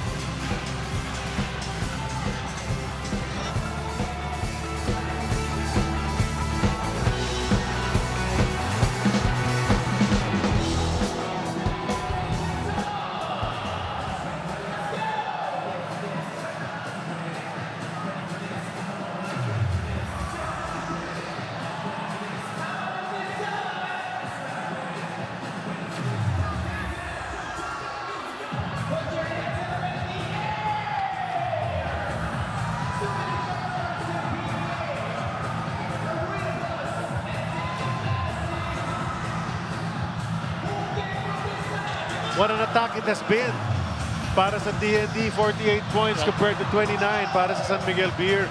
Lots of guys helping out, especially from the bench. Guys like Simon Enciso started the game, but Henry Garinato, he's got 8 on perfect shooting off the bench. So yung mga not really the frontliners or top players, but they're actually contributing 16 points combined. Yeah, they just have to contribute. They don't have to take over the game, but they have to contribute. But what's working also for TNT is their pressure defense from the backcourt already, making San Miguel difficult to set up their offense or get Junmar the ball in the post right away. And that's called disrupting the flow of the offense ng San Miguel. And to think, TNT has opened up this 19-point lead, even with Brandon Ganuelas-Rosser sitting on the bench for the most part because of his 2 early fouls. Huwag natin kalilimutan si Kelly Williams, nakaka-10 points na yan. Right. Yeah. Double digits na nga si veteranong Kelly Williams. And you see the PBA chairman, Ricky Vargas, is with us. And beside him, Dr. Rafi Behar. And in front of them, you see Mr. and Mrs. Georgia Butchik Lastimosa. Of course, si Jolas, team manager ng TNT, dating coach na nag-champion din. Yes. No? Pass inside, goes to Kelly Williams. Back out to Simon, they're swinging it around. Nakay Oftana na. Kahilig with the defense, picked up his dribble. Kelly from 3. In and out. And look at Glenn Cobuntin, got the board, but then taken away by CJ. CJ spun around. He wants to give it to Junmar. Junmar shoves Kelly away. No call from the baseline referee. Easy 2 para kay JMM. Easy 2, lamp pass, good lamp pass. Held his ground. Kelly attacking again. He's on the deck, so outnumbered at TNT right now as Kelly tries to make his way. Pero naagawan pa. Calvin Oftana. He'll kick it out to Kim Aurin. Kelly Williams will try again. Here he goes. Hindi pumasok yung tiro niya sa labas. CJ Perez grabbing that rebound out of the air. Felt some contact, put it up and missed. Junmar keeps it alive. He'll put it up. It'll drop. Now to CJ Perez. And finally, on the 3rd attempt, he gets a basket. Simon Enciso is going to get called for a foul. And it's really noisy in this arena. We didn't even hear the whistle. Everyone is excited, having fun watching the game. Ang players naman, gawa ng paraan. And it's very physical inside that court. Si Mel may kwento para sa atin. A 30-point first quarter explosion on perfect shooting in their last Ginebra game. CJ Perez found the perfect formula to get his rhythm. Attack the basket, bank on defense so he could get easy layups, and once he feels it, get his confidence to take those outside shots if that's what the defense is giving. But how do you even follow up that kind of performance, especially on this kind of stage? For CJ, it's not about following that up, but more about finding what he can do to make sure that they keep winning. Dahil yun naman daw ang mas importante. It doesn't matter to him how much he scores tonight as long as his other teammates hold the fort. Gentlemen. Well, si CJ naman can adjust, no? He's shown it in the past. it's not all about scoring, but look at Calvin Oftana. Couldn't get things going earlier. This time, he forces the action and na-bailout siya ron. Dahil forced 3 na yun, binangga siya ng defender, 3 free throws. Yeah, 3 free throws, patience lang. Sabi nga ng mga coaches, if you're not having a good game, let the game come to you. That time, he used the ball screen, nagkaroon ng switch. Chris Ross was primarily on top of him, pero yung switch, si Kahilig was the one on top of Calvin Oftana. And he took the shot against Kahilig, but he has missed his first 2 free throws dito. Grabe, ano? Talagang off ang shooting ni Calvin Oftana kapag ganyan. And still, TNT is ahead by 14 despite Calvin's off night so far. And Brandon Ganuela's roster riding the bench. Let's see if he can make one of the 3. Ito na. He made sure, took a little bit more time dun sa pangatlo niya para makaisa naman. Angat ulit sa 15 ang lamang ng TNT. 2 minutes and 5 na lang ang natitira sa ating first half. And we still see the pressure backward defense in TNT, which is giving trouble for Junmar to get the ball at the post with 9 seconds na lang yan. Baseline drive, Troliano using his body, and Ferrer denying him upstairs. I think people forget that Ferrer is a legit 6'4". Oh, but he dropped it to Kim Aurin, who muffed that layup.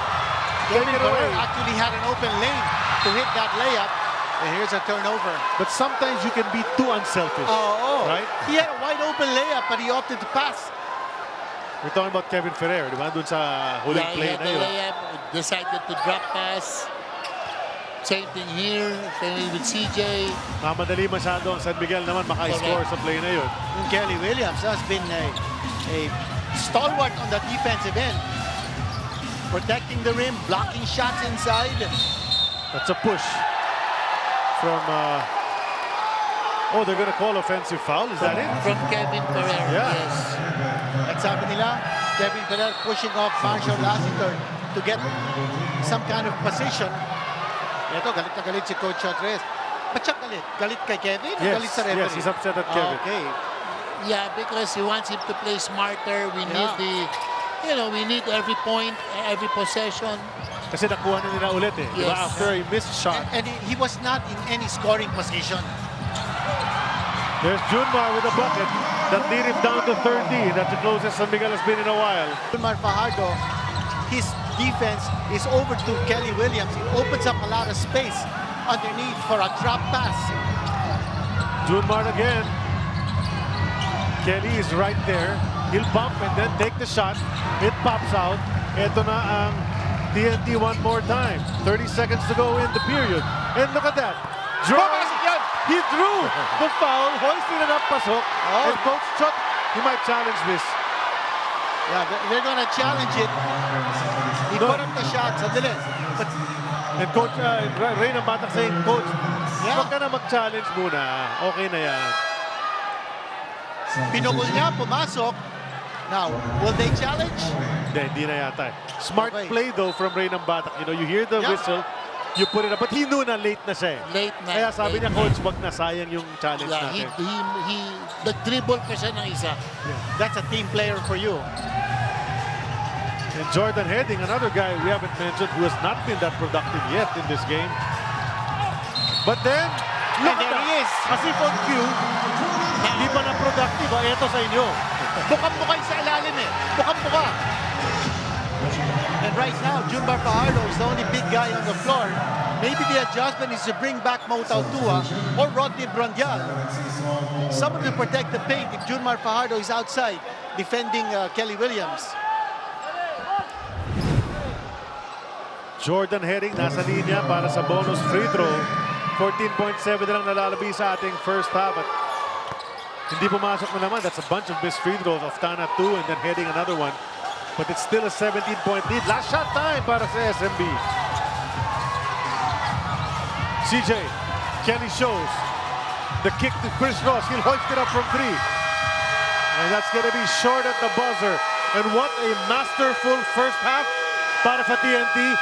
Tropang 5G, Coach. Yeah, both ends of the floor, TNT is playing very well, both defensively and offensively. That's why they're up 53-36. And we watch them walk into the locker rooms, and our Babat player of the half, that's brought to us by Divan. And Enjoy unforgettable TV Babat moments with your family only with Devant.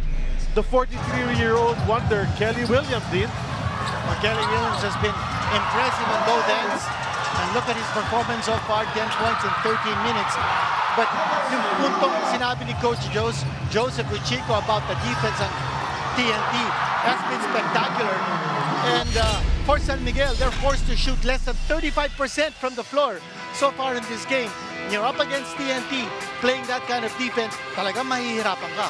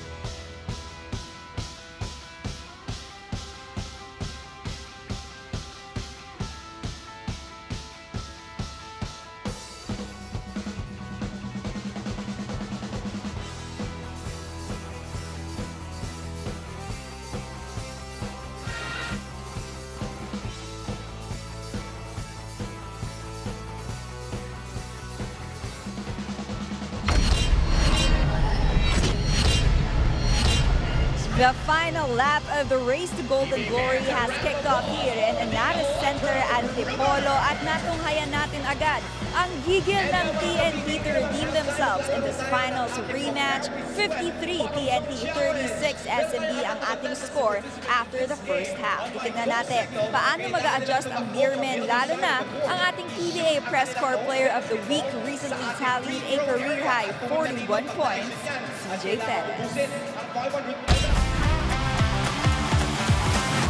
Oh, good move. CJ, you were saying, knocks down the three. Gives up. Oh, good move. Great move. Found the crease, filled it up. CJ on the move, slithers his way through. CJ trying to get a couple of those back, and one opportunity para dito kay Perez. CJ in a foot race, CJ all the way. And that is what usually. Perez for four. Kamay ni CJ, nagliliyap na.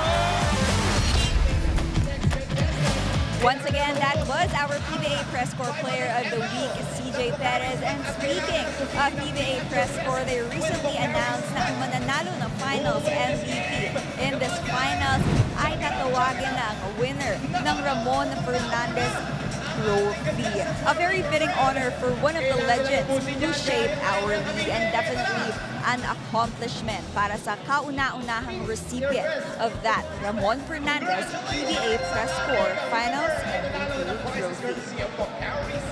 Meanwhile, in other news, Phoenix recently announced Charles Chu to be named the new Phoenix head coach. So that is something that we will definitely watch out for next conference. At bago tayo bumalik sa ating aksyon, let's look back at what happened in the PBA Press Con before the finals. Let's watch this. Some may call this a rematch of the last Philippine Cup Finals. Pero para sa dalawang koponan, mas malaki ang nakataya. Para sa TNT Tropang 5G, this is their chance for redemption. To prove that their past setbacks made them even stronger. At para sa San Miguel Beermen, this is their chance to prove kung bakit sila ang palaging force to be reckoned with pagdating sa All-Filipino Conference. PBA fans, mga kapatid, this is the PBA 50 Philippine Cup Finals press conference.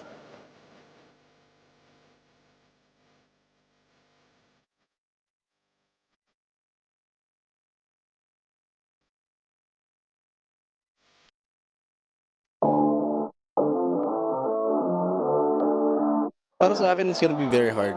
Kasi kompleto sila ngayon eh. Kumbaga, from aspects of their lineup, from guards to bigs, they're all complete. Siyempre, hindi mawala yung pagiging well-coached ni Coach Shot sa kanila. Yung mga adjustments na ginagawa ni Coach Shot, iba din pagdating ng finals. So, para sa amin, we will give our best and hopefully na nakikita namin yung energy nila every game, yung makuha namin yung championship. Recall ko lang yung feeling ko nung last conference na di ako nakalaro, no? Na parang nung time kasi na nasa bench lang ako, alam mo yung feeling na gigil ka pumasok, gusto mong makatulong, pero at the same time wala kang magagawa kasi nga nasa bench ka lang, injured ka. Pero this time binigyan ulit ng opportunity, ng pagkakataon na sumubok na makakuha ng championship, and at the same time din nabigyan ulit ako ng opportunity na makatulong sa team. With deep hunger, we've talked about as a team, and that we said the problem when you're going to consecutive finals is you sometimes lose that kind of hunger, and I hope we are not satiated by all the final appearances. So I just reminded the players to not give themselves any excuse to take any possession off, to take anything easy, to take anything for granted. So I think if we approach this finals with deep hunger, we might give ourselves a chance. I think we have to prepare hard mentally and physically because nakita ko naman ito yung how motivated they are because of what happened in the last conference. So for me, kung ako yung nasa kabilang panig, ganyan talagang I will do everything to redeem ourselves. And ganun din sinabi ni Coach kanina. So they're out there para ma-redeem yung sarili nila. But in our case, we're not winning anymore on this champions na yun because for us, every day, every game, every practice is very important for us, and we have to be consistent in what we are doing because we're facing a team that is really a strong team dahil with a mission. Yeah, sa lahat na mahihilig sa basketball, lalo na sa PBA, panoorin nyo kami dahil lalo-lalo itong mga fans ng San Miguel. I know na you'll always be there whenever we have a game, especially this championship, and then keep on supporting us, not only the team but the PBA because we're getting better. Yeah, sa lahat ng mga katropa, sinabi ko na dati, sabihin ko ulit, maraming salamat sa inyong suporta, pero ngayon napakalakas sa ating kalaban. Kailangan namin ang inyong mga sigaw, ang inyong palakpak, ang inyong dasal. And ang ating mga players, ang inyong tropang giga, ang inyong tropang 5G will always play to the best of our ability so that you can be proud of being a katropa. And to all the PBA fans, 50 years of difficulty, adversity, and success. And thank you for sticking with the league, and we look forward to the next 50 years.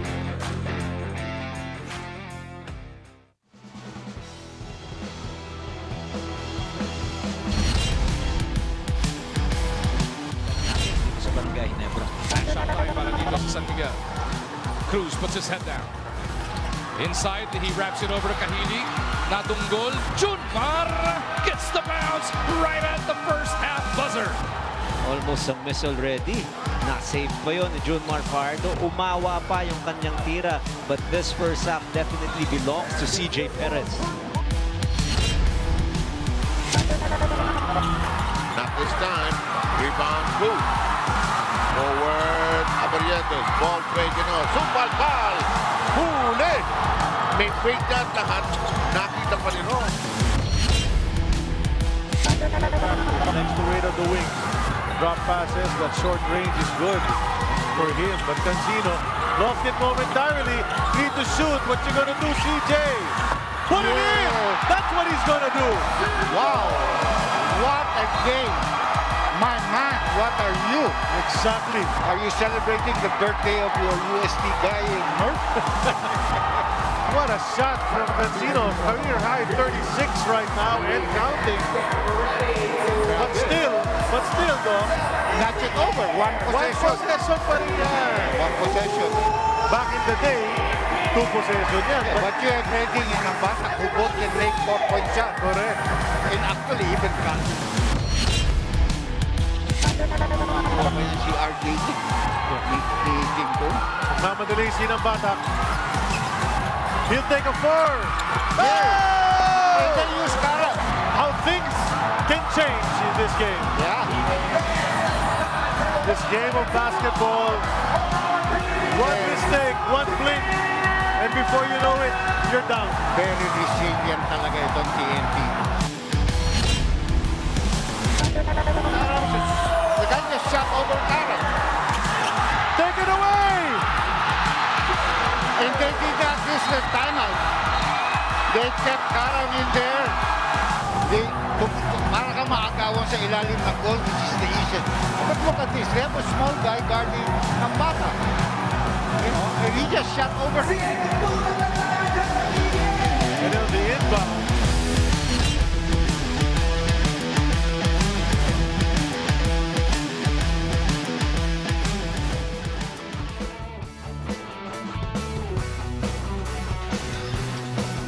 That's our score at the half. It's a 17-point lead para sa TNT over San Miguel. This is game 1 ng ating PBA Philippine Cup Finals. And what a masterful first half TNT put on both on offense and on defense, gentlemen. I think they put on a clinic. Yes, offensively, nakita natin yung adjustment ni Coach Reyes from going outside to the inside. In this game, they've only taken 41% of their shots from beyond the arc, meaning to say they have reduced their rate of shooting from outside from 46% in the conference to 41. They're attacking more inside. They're getting a lot of points that way. I'm Charlie Cuna, by the way. This is Coach Jong with Chico. That was Dean Kinito Henson. And, we talk about how TNT moved that ball around in the first half to find open shots para sa mga teammates. And those extra passes have really been a huge impact para sa kanila. 11-7, yes. But 11, that came in a run, which broke the game open. That's correct. And they were, getting away with a lot of things. Their player movement gave San Miguel a lot of trouble. Everybody was very active offensively, while San Miguel had a hard time executing their offense because of their pressure of TNT's pressure defense. And only 7 assists for San Miguel, a team that's averaging over 21 assists. Again, makikita po natin ang 3-point shooting ng both teams sa TNT. 6 already makes from beyond the 3-point arc, and only 2 for San Miguel. Sa field goals, ito makikita natin yung percentages, 51% against 34%, rebounding 31-19. And the bench points, ang laki ng diferensya. Right, and right now we're going to go to Bea Escudero. She's with Coach Josh Reyes.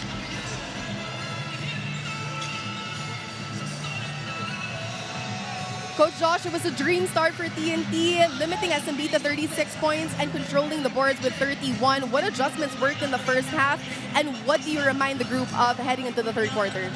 Well, there's just a huge focus on our defensive fundamentals and principles. So we just wanted to really execute our defensive schemes and make sure we stay connected as a team all the way through.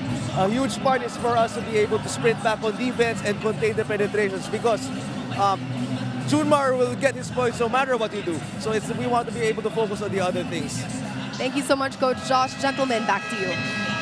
So narinig natin yung paliwanag ni Coach Josh Reyes.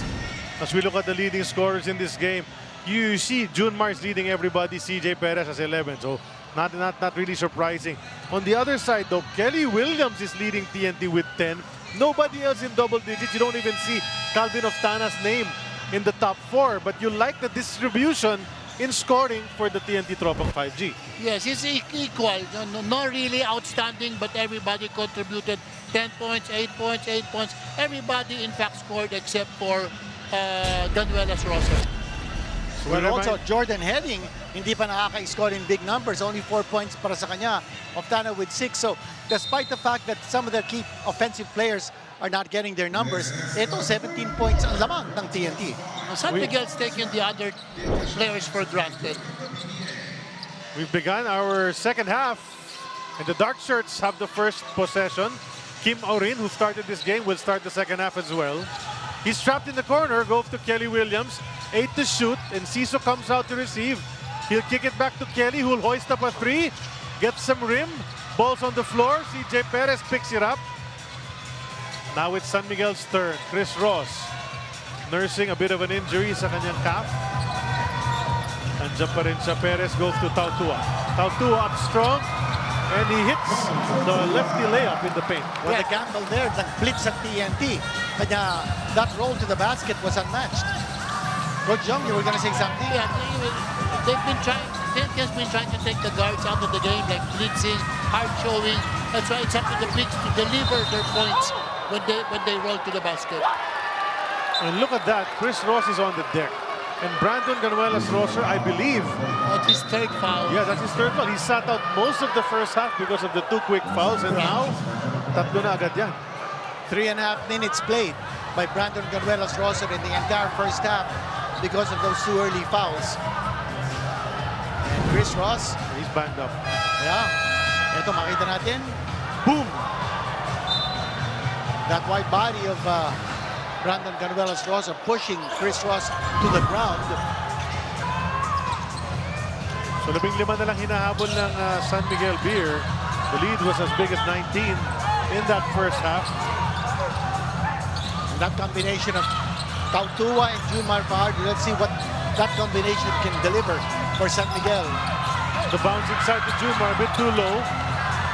Chris Ross will put up a 3 and miss. Rebound taken by Mo Tautua, who lost it out of bounds, pero tumama kay Brandon Ganuelas-Rosser bago tumalbog palabas.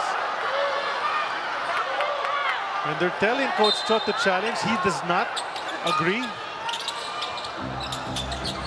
Press 24, give it to San Miguel Beer. Mo from 3-point land. Got it again. Dalawa na yan para kay Mo Tautua. Yeah, first was in the corner in the first quarter, now second.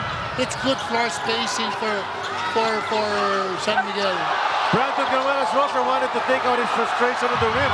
Instead, it was hit away, and then CJ Perez on the other side, blocked, and then he misses, and then Junmar is smothered. No call. Junmar's on the deck. Ito na ang TNT. Brandon picks it up, then he loses it, and Junmar's alone. Just the same. An exchange of turnovers. Helter-skelter. Ito makita natin. There was the bump, and then the steal by Chris Ross, and then the pass. Nag-cherry picking doon si JMF because he was hurt. That's right, and that defensive stop was brought to us by Pioneer Laughter Seal. Siliado ang bubong. Ano mang panahon.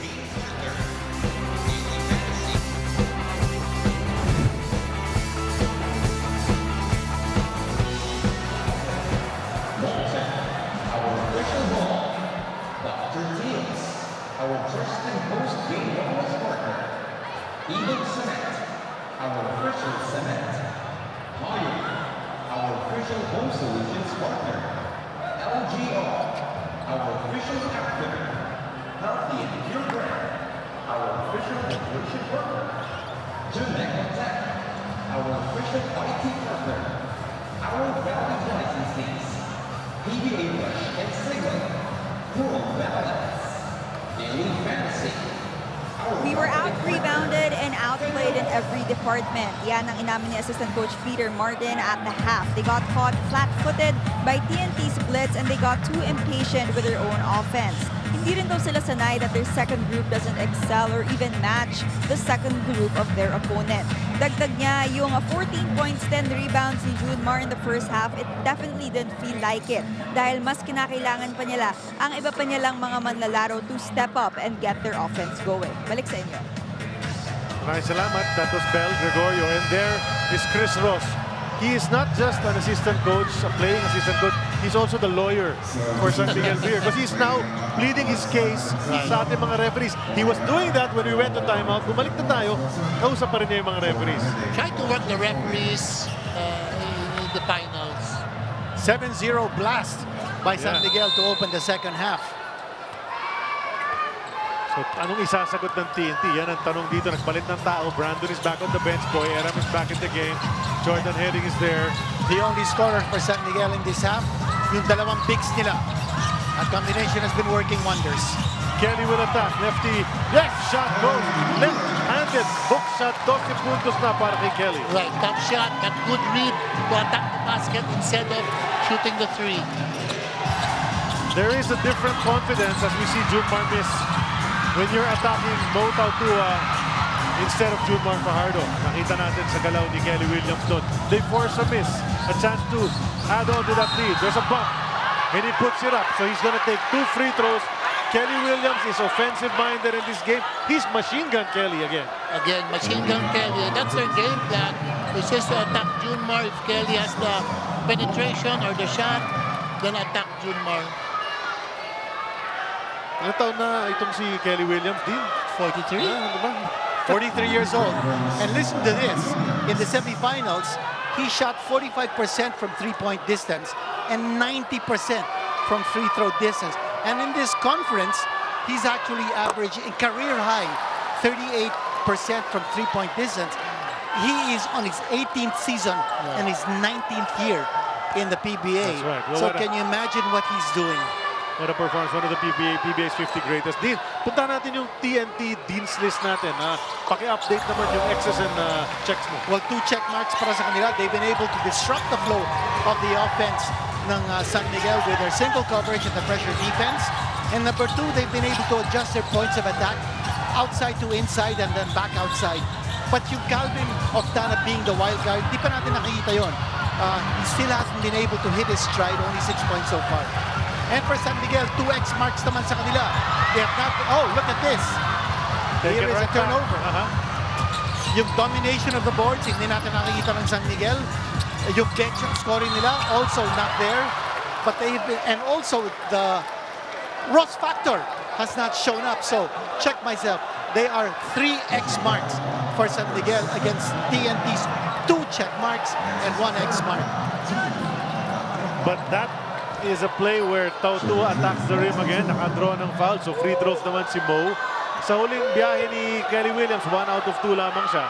So 13-point lead, now down to 12. Nag-eksperimento si Coach Leo Austra in the semifinals. The last 2 games of the semifinals, he started Mo and JMF together. And you see Coach Reyes combing his hair in frustration. You know, he knows that every possession counts in the finals. So, he's mad if you make a crucial mental mistake. Kasi importante talaga, you have a big lead against a powerhouse team like San Miguel. You don't want to lose it. Kelly Williams will miss again. Chance to bring it down to single digits. Kung makascore ang San Miguel sa sequence na ito with still 8:20 to go here in the third. Nakita natin yung transition defense ng TNT. Here's Junmar Fajardo. But he missed. He lost the ball on the way up. And that's because of Kelly Williams' presence. Ibang klaseng laro pinapakita dito ni Machine Gun. And now it's with Jordan heading. He'll make his move, and Kelly hits the deck. Might have gotten a knee on the screen. And Chris Ross lalapit to check on his friend Kelly Williams. And those are the two ageless wonders in this game. Chris Ross, 40 years old. Kelly Williams, 43 years old. Chris Ross, two-time Finals MVP. Kelly Williams, 2008 MVP. Boy, those guys have had storied careers in the PBA. Let's hope Kelly Williams is okay. He's up on his feet. They're all tough guys. Ito, makita natin. Yun! Ako, knee to knee yun, ha? Yeah. And Kelly Williams providing the pick for Jordan Heading. Well, Jordan Heading would have had an easy layup. Oo. Hindi ko walang pito ron. But they have another chance as Oftana looks for someone to inbound to. Poy Eriam gets it from 16, but misses another outside shot. So suddenly the outside shots are not falling for TNT, and San Miguel gustong mag-take advantage sa mga ganyang pagkakataon. Marshall Lassiter being very quiet. They're looking for Junmar. Instead, they go to Mo. Mo on the drive. Oh, might have walked there, but then Junmar keeps it alive. Power up the Kraken. Yeah, he could have walked. Big offensive rebound, however, coming from Junmar Fajardo. So the man down. CJ Perez is down. He's claiming it was a flop. CJ Perez is holding on to his midsection. Boy Aram is called for the offensive foul. Fourth foul on Boy Aram. So he's got 4. Tatlo naman si Brandon Canuelas-Rosser. And Coach Reyes, actually he was motioning to the referees about a missed travel violation against Junmar in the previous play. Ilan naman ang nangyari? Yun. He extended his backside. So when you set up a pick, it cannot be a moving pick. Yun.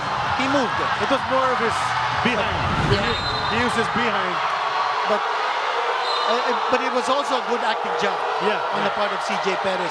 If you extend your behind, you don't really show too much impact. That's the second time that Perez has sold the call to the referees in this game. There was one in the first half as well, but good job on that aspect. Lead is down to 9, could be even less. But that's a miss. Right into the hands of Jordan Herring. Tatawid agad ni Jordan yan. Hanapin niya si Manambatak. No, goes to Oftana instead. He's got the smaller defender, CJ Perez, on him. But CJ took it away. Oh, but then CJ lost his footing. How many players hitting the deck and can't handle that ball? The floor, I think, is slick. The ball might be slick as well. Also, there's a lot of over-enthusiasm on the players, and you can't fault them for that. Gigil. Oh. They're all... Coach John Boyd, and watch kung ano nangyari dito. He's saying this was a travel. And it was. I thought that was a travel. But ito, hindi nakakuha ni Galinato yung loose ball. Going out of bounds. In slow motion, looking back, very clear it was a travel, but you know, that was a missed call. The ball stays with San Miguel dahil last touch nga si Galinato. At saka nawala na yung bola kay CJ. So siguro hindi natatawag ang referee because anyway, nawala na sa kanya yung possession. So the chance to bring it down even more still exists for San Miguel. They go to show. Down to Mo. Mo will back down. Try to back down Galinato Jr. He misses, but that's going to be a foul kontra kay Galinato. Again, that combination. You see the weak side rebounding position ni Junmar Fajardo. Even if Mota Tua misses on that baseline drive, nandun si Junmar on the weak side to claim the offensive rebound. But anyway, na-foul si Mota Tua on his drive and he will be at the line.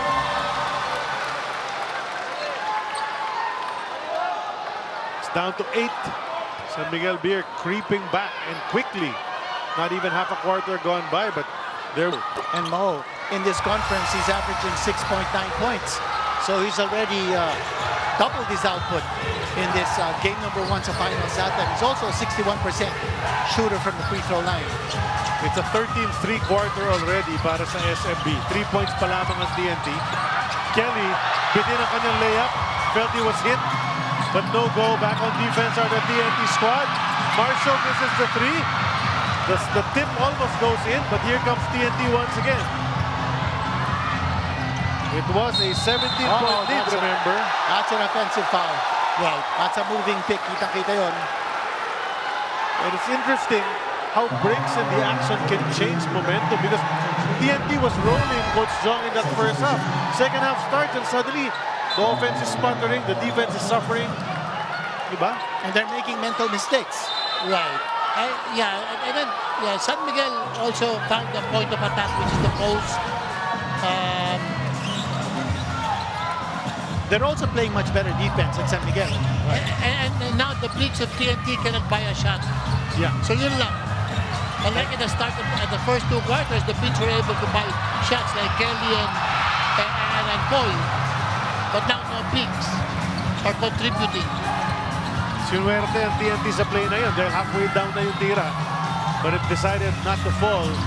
Nambatak tried to go to the corner, na-anticipate, tapik palabas. 12 seconds remains sa shot clock ng TNT. Calvin Oftana, TNT waiting for him to explode. He is their leading scorer.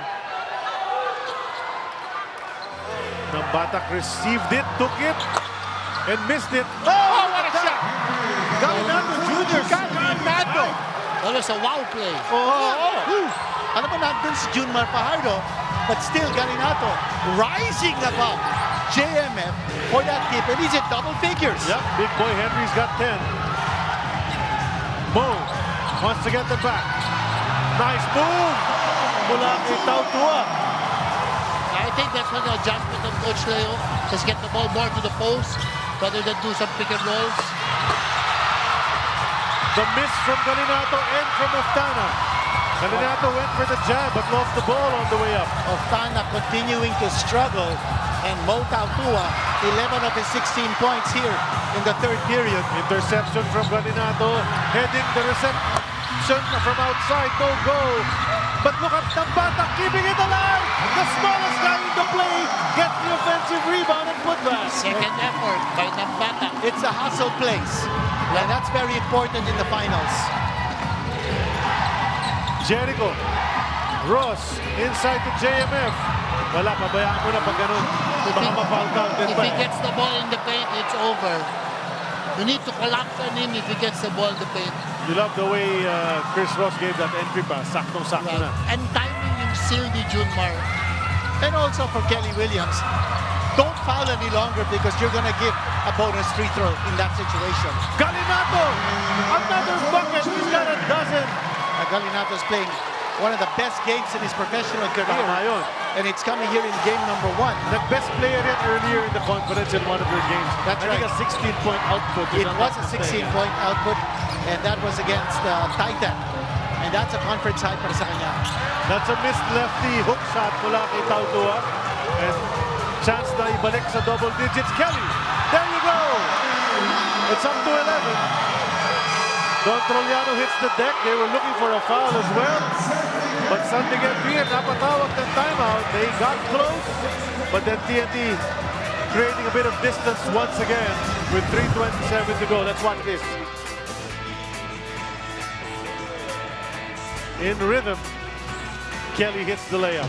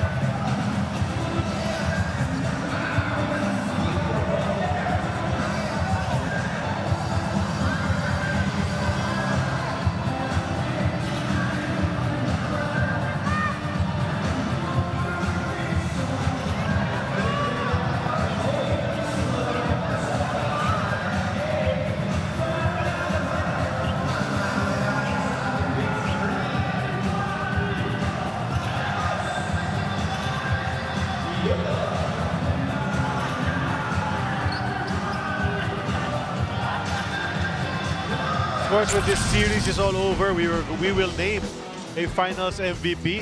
Some previous Finals MVPs: Jason Castro, Season 49 Governor's Cup.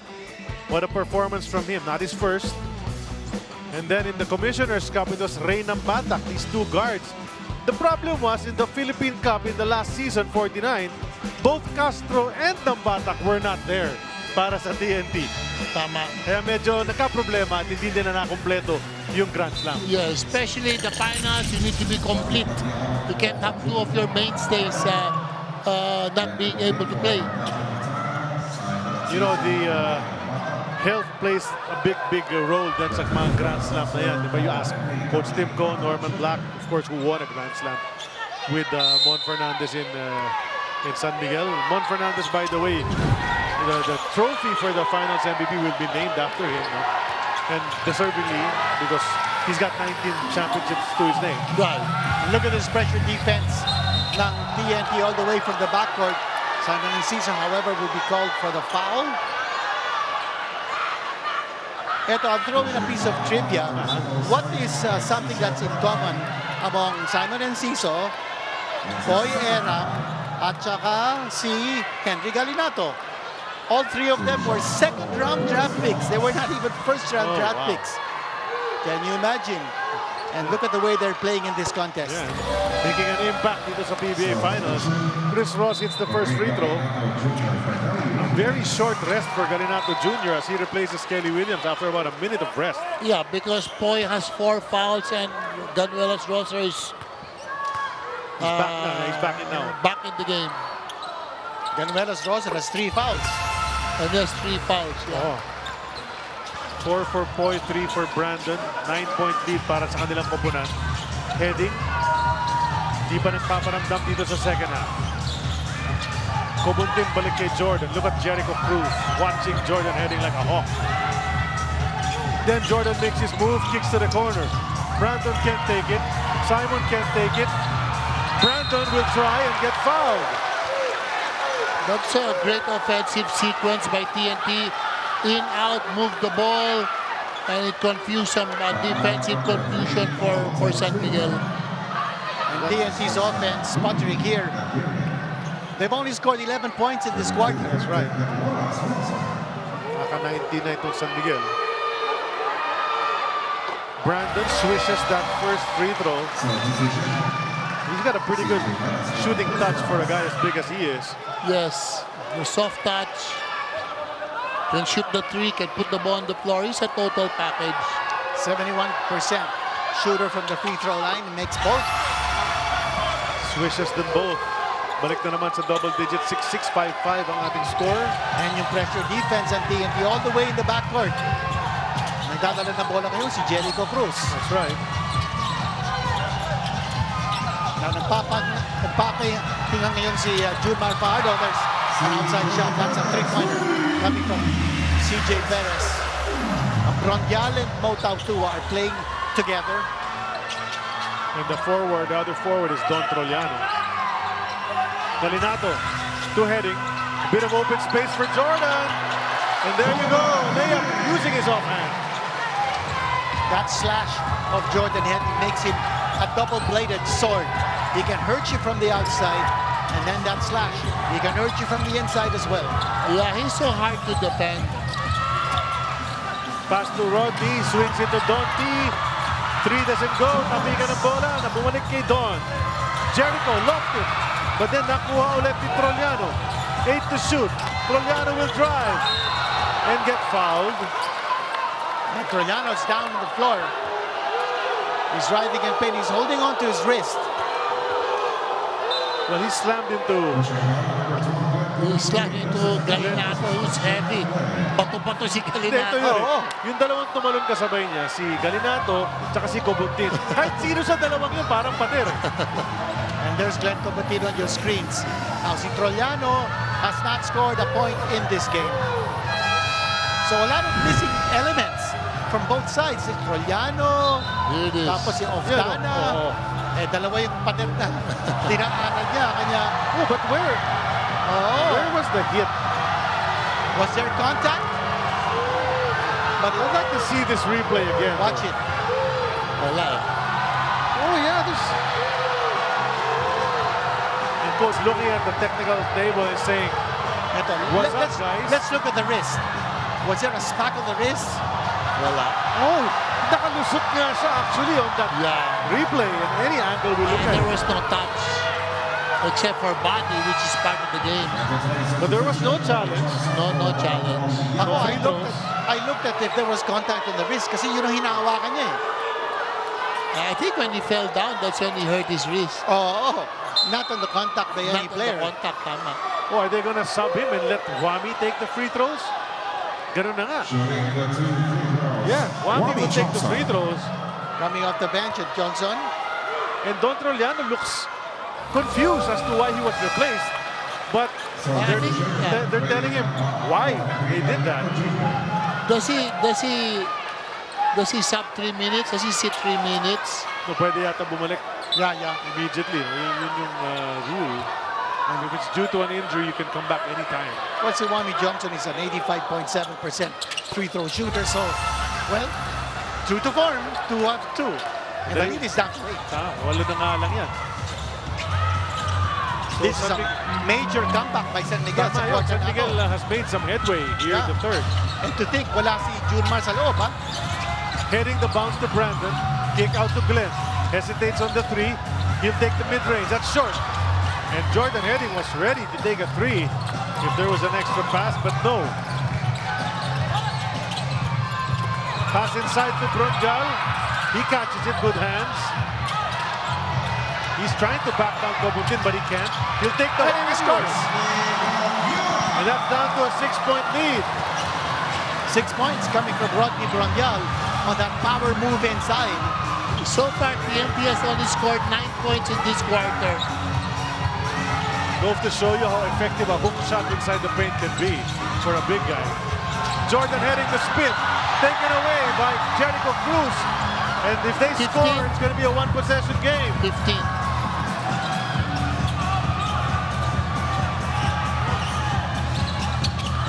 Ito na, Dua. He's Go to fouled. the line. Oh, grabe yung habol ng San Miguel, ha? Nakita natin dito, no? That San Miguel, despite the absence of Junmar Fajardo, they're going to go to their bigs. And Bronjal, Dua, taking it strong inside.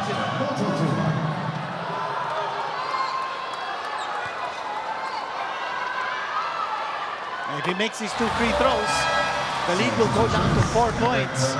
Well, San Miguel has scored what? 36 and 63. Malaking turnaround dito for San Miguel. And things look very easy para sa TNT nung first half. Now, hirap na hirap sila sa execution. 36 points na yung San Miguel in this quarter. 15 by TNT.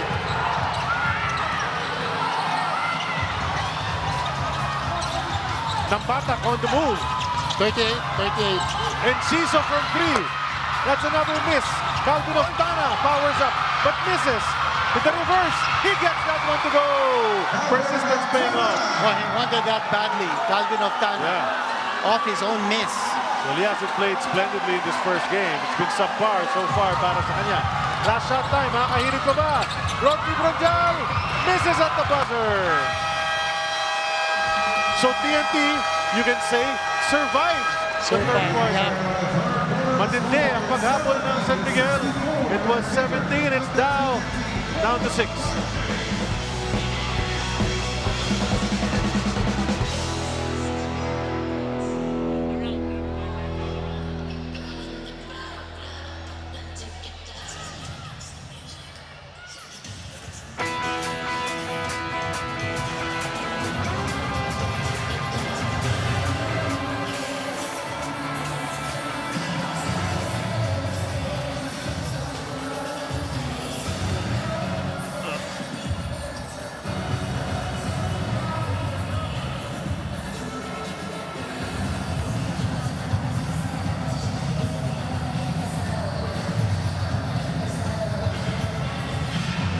Isang kwarto na lang natitira sa ating game number 1.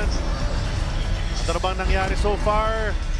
Ang perimeter points ng TNT, especially sa first half, talagang maganda ang connection. +7 sila sa kategoryang yan, 24-17. Didn't quite fall in that third quarter though. SMB capitalizing sa mga mistakes ng TNT. Points off turnovers, +18, 21-3, and that's why Coach Chot was pulling his hair and messing his hair in that third quarter because those turnovers meant easy shots for SMB. Yeah, you can't make those mistakes against SMB. They will make you pay. And of course, Henry Galinato Jr., what a plus he has been because he's 6 out of 7 from the field, 12 points. And that is something they really need sapagkat Brandon Canuelas Rosa has basically been unproductive. Boy Era has sat out as well for a long time in the second half. So Henry Galinato's held the fort. Sila ni Kelly Williams have been the pillars for TNT so far in sa front line. That's right. Galinato has been very steady. Kelly, wala na masyadong 3 points but still there defensively for Junmar and rebounding. So, big adjustment on the part of San Miguel sa third quarter is yung passing nila. They chalked up 6 assists in the third quarter compared to 7 assists in the entire first half. Kanya meron na silang 13 assists in this game so far. And if they keep on passing the ball like they did in the third quarter, they have a very big chance of overhauling this lead ng TNT and also defying the defense na pinapakita ng TNT sa kanila. So the first 5 minutes of this fourth quarter will be crucial for each of these teams. Can TNT sustain the lead? Will San Miguel come all the way back? Here's CJ Perez, and Ciso is the man tasked to guard him. He'll take a 3 anyway and miss everything. Nawami Johnson on the floor for San Miguel. Si Trollano is sitting on the bench, but the big combination of San Miguel now is Brondial at saka si Junmar Fajardo. That's been the starting combination for most of the conference in San Miguel. Nambatak fake pass and then drops it over to Oftana. Reverse again, but too strong this time. And look, Kevin Ferrer starting this fourth quarter. He got a tongue lashing earlier from Coach Chot, but now he'll try again. Ayan, Rodney Brondial has been an X-factor para sa SMB. Yes, these role players, Mo, Brondial already has 4 points, contributing for San Miguel's cause. 1 possession game na lang, mga kaibigan. 4-point lead na lang para sa TNT. Nambatak on the way up, tipped away. It'll stay with the Tropang 5G with 7 to shoot. Dati 2 possession, ano? Oh, ngayon, 1 possession na lang with a 4-point shot. With a 4-point shot, 1 possession na lang. And, you know, you've got guys who can hit that. CJ Perez, Wami Nambatak Johnson. is, I think, 50%. Nambatak, of course. He's shown that kahit nung semis, Meralco remembers. Ito yung mag-ama, Chot and Josh. Father and son, tandem ng TNT and the coaching staff. Baseline inbound and TNT has to be aware. 7 seconds lamang para makashoot. Nambatak steps out. Quick pass to Simon. He checks the clock. Somebody's got to take it. Kelly will. But the shot won't. And there they go. San Miguel Beer with the chance to tie it.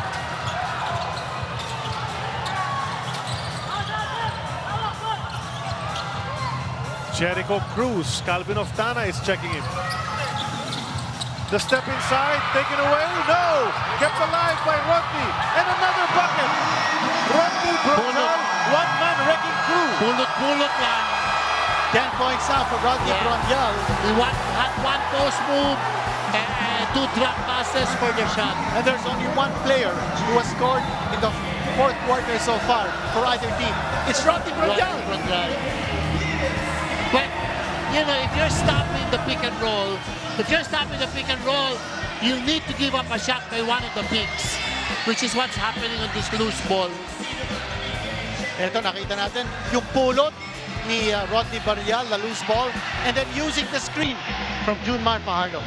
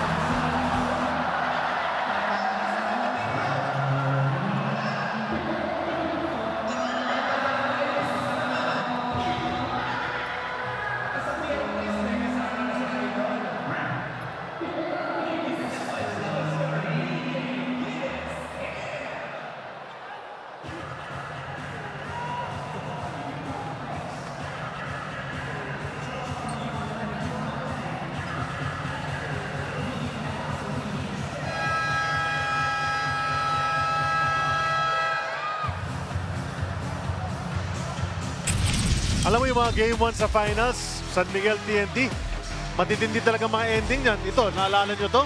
Last second shot ni Jason Castro, sabi ni San Miguel, after the buzzer na. Pinag-aralan nila, mga 5 minutes ang lal dyan. Ako nag-cover yan eh. Tapos, sabi nila, pasok daw yung tira ni Castro. Counted. Okay. So nanalo ang TNT. That was in 2022. 3-4 years ago already now. And then, last season, last conference, remember this dunk that went in and then they nullified it because he grabbed on the rims, he rolled out to causing all sorts of controversy. That was just last conference. But look at that, coming out of that break, Nambatak with a 3 to give his team a bit of breathing room. Yeah, we were talking about Nambatak being able to shoot the 4 points. Now we just came out and shoot the 3 on the ball field. Hwami Tiongson in possession. He draws he scores. He scored for the travel. Same foot. If he took off and landed on the same foot, it's traveling. So here, not this time. Pero ito yung 3-point shot na ginawa ni Ray Nambatak, and then the turnover of San Miguel on the other end. The 3 was brought to us by Arena Plus Sportsbook. So TNT with a chance to open it up a little more para makahinga naman ng konti. Because San Miguel really threatened and brought it down to 2 points. Bel Gregorio, may kwento para sa atin. Yes, the San Miguel bench, sustaining what they've been doing well was the obvious emphasis on Coach Leo's huddle, being deliberate, not forcing anything, and making sure that they get closer to the basket. At pagtiyak na rin na merong laging nagsisecure ng offensive rebounds. Aggravated wrist sprain from the semis ang iniinda ni Don Troliano, pero sabi niya, kayang-kaya naman daw niya makabalik. Samantala, sa kabilang kampo, better ball screen defense ang hiling ni Coach Chot, also warning his tropa about how they defend the bigs of San Miguel. Gentlemen. Thanks a lot, Bel, as we see Jericho Cruz scoring off the glass. So sprained wrist talaga si Don Troliano. Semi-finals pa. So nung nahulog talaga siya, which when he landed. When he re-hurt it sa game na ito. Meanwhile, nakita natin kanina si Simon Enciso scoring on a layup. He is in double figures. Ray Nambatak going underneath. And he is blocked by Rodney Brondial, who's giving it all. The pass to the trailer, Wami T.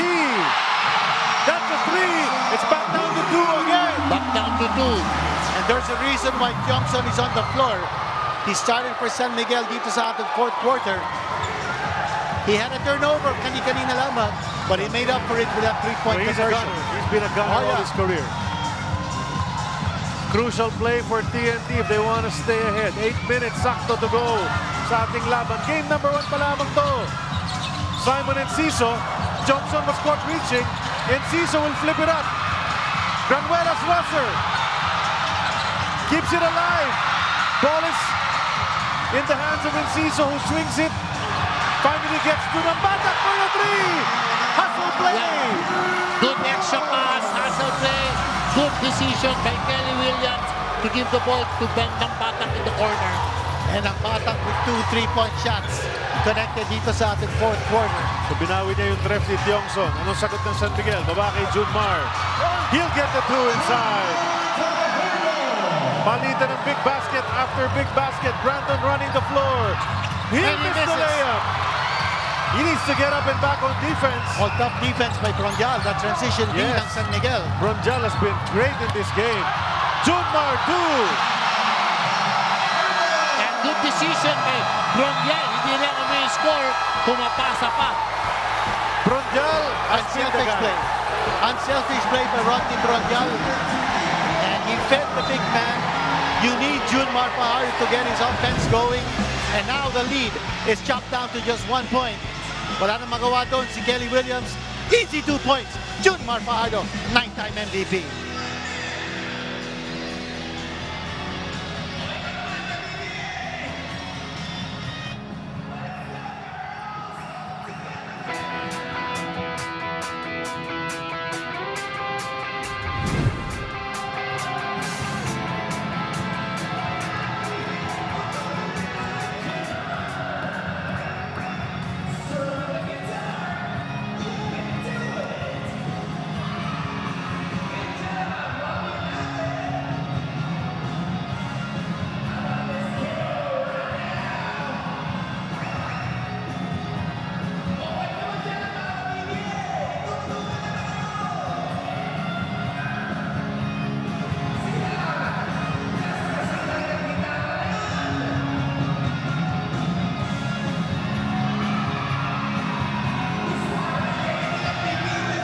San Miguel Beer is almost all the way back.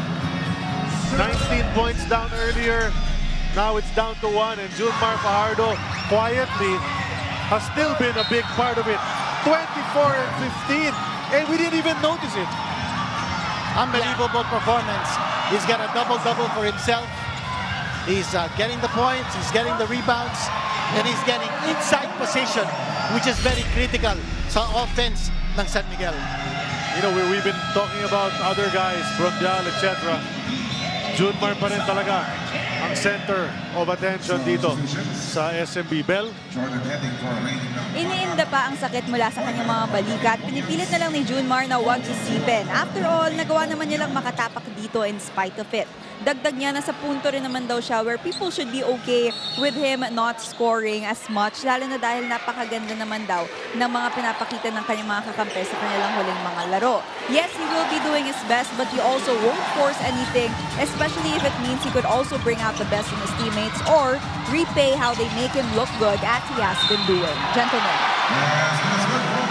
Well, Junmar just keeps plugging along, but this time it's Calvin Oftana who's been struggling in this game, but he gets a three-point play opportunity. He worked hard for that shot. He got inside post position, but he bled for that basket. Ito makita Importance of natin. good footwork though, you know. Yeah.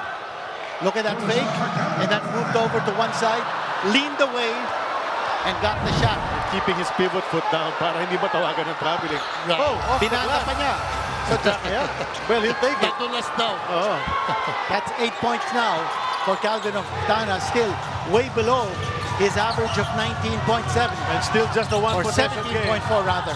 Still just a one possession game despite those that three-point play opportunity. Mo goes to Huami. Huami will miss. Ball is up. Nakuha ni Oftana. He'll pick it up. He'll probably go all the way. Yes, he does. What a time to explode. Now in double figures is Calvin Oftana. Quick five para sa kanya. At sa animan naman. And you look at Calvin, he's got fire in his eyes. And he knows that he's been playing subpar. A very ill-advised outside shot coming from Jericho with a lot of time left. Halfway through the fourth and final quarter. Under 6 minutes remain here. Eto na, si Jordan goes over to Boy. Oftana wants it. As you mentioned, mukhang he's on fire. And his desire is at a high level right now. That's going to be a bump on Jericho. Well, he's going one-on-one. No double team on the part of San Miguel. Jericho Cruz with a physicality in his defense. Calvin can't get anything in the perimeter, so he decides to go to the post on a probable mismatch with Cruz, with Jericho. Jordan heading. Oh! Suddenly, hoisted up a three-pointer, finds the mark, and the lead is back up to 9, just like that. The silent guns ng TNT in the first 3 quarters from their usual gunners. Oftana and heading, now delivering big time sa fourth period. That three was brought to us by Arena Plus Sportsbook. And you know, this game is getting tighter, or was really tight already. TNT looking to break it open again, but what a timely shot mula kay Jordan heading na. Di nga masyadong tumitira sa game na ito. Yeah, off the pick, pin down off the pick. And again, he can make that shot, catch and shoot player si Jordan heading. He set his feet, nakita mo di ba? He squared to the basket and took that one quickly. And it's a catch and shoot, it's hard to get there. Kailangan you should train him and make him curl to the basket. Let's go back in time to just last conference. Yung comeback ng SMB na spoiled dahil nga sa tawag na yun, causing a lot of controversy and consternation.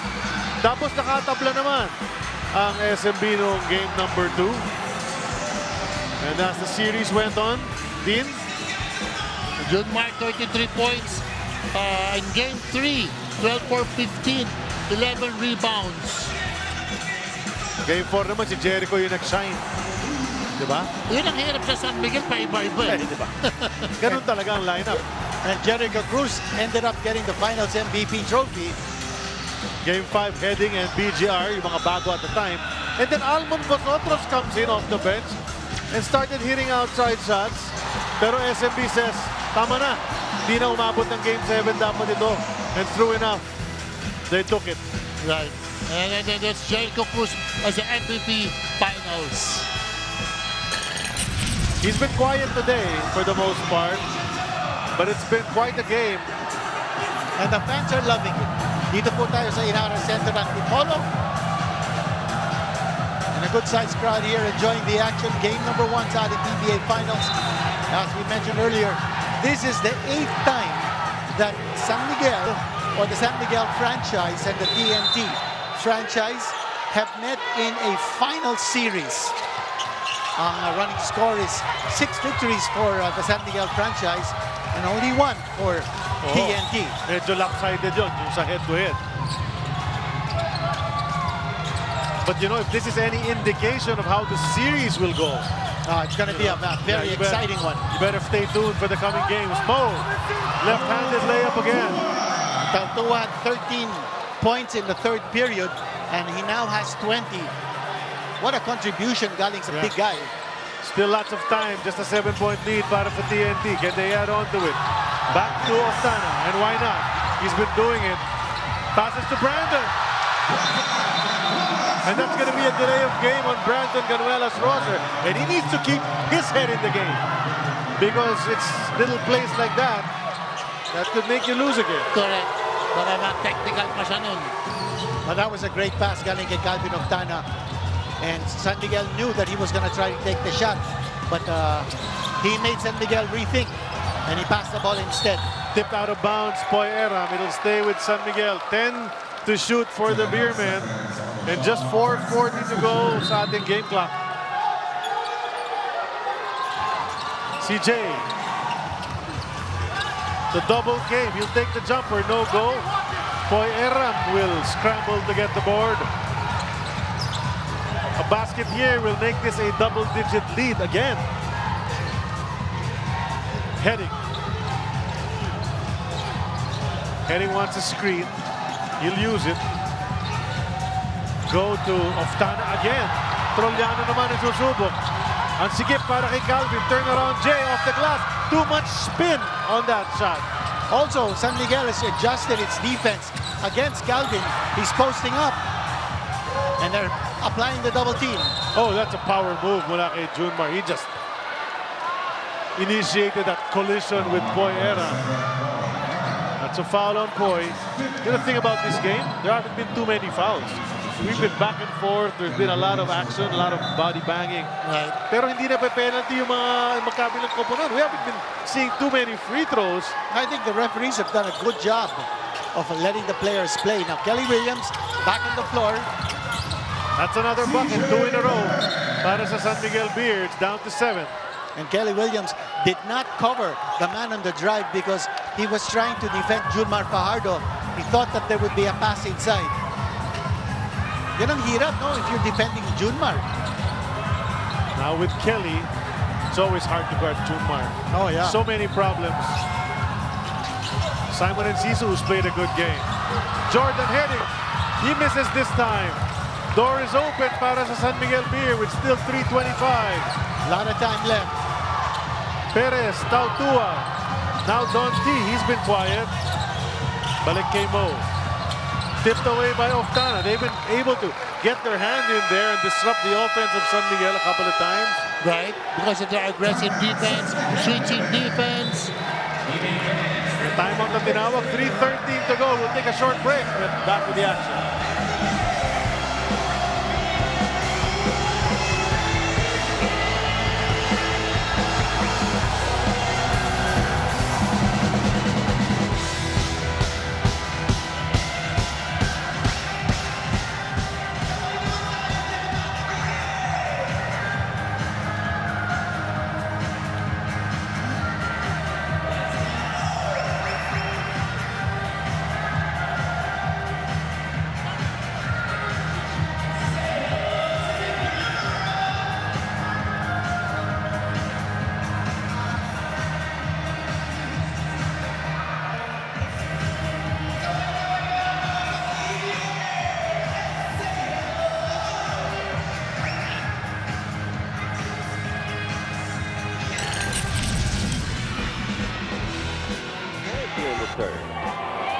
set up for the three-point shot again.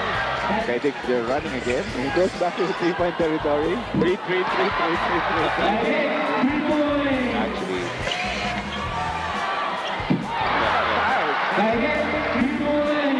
look at Wes Matthews.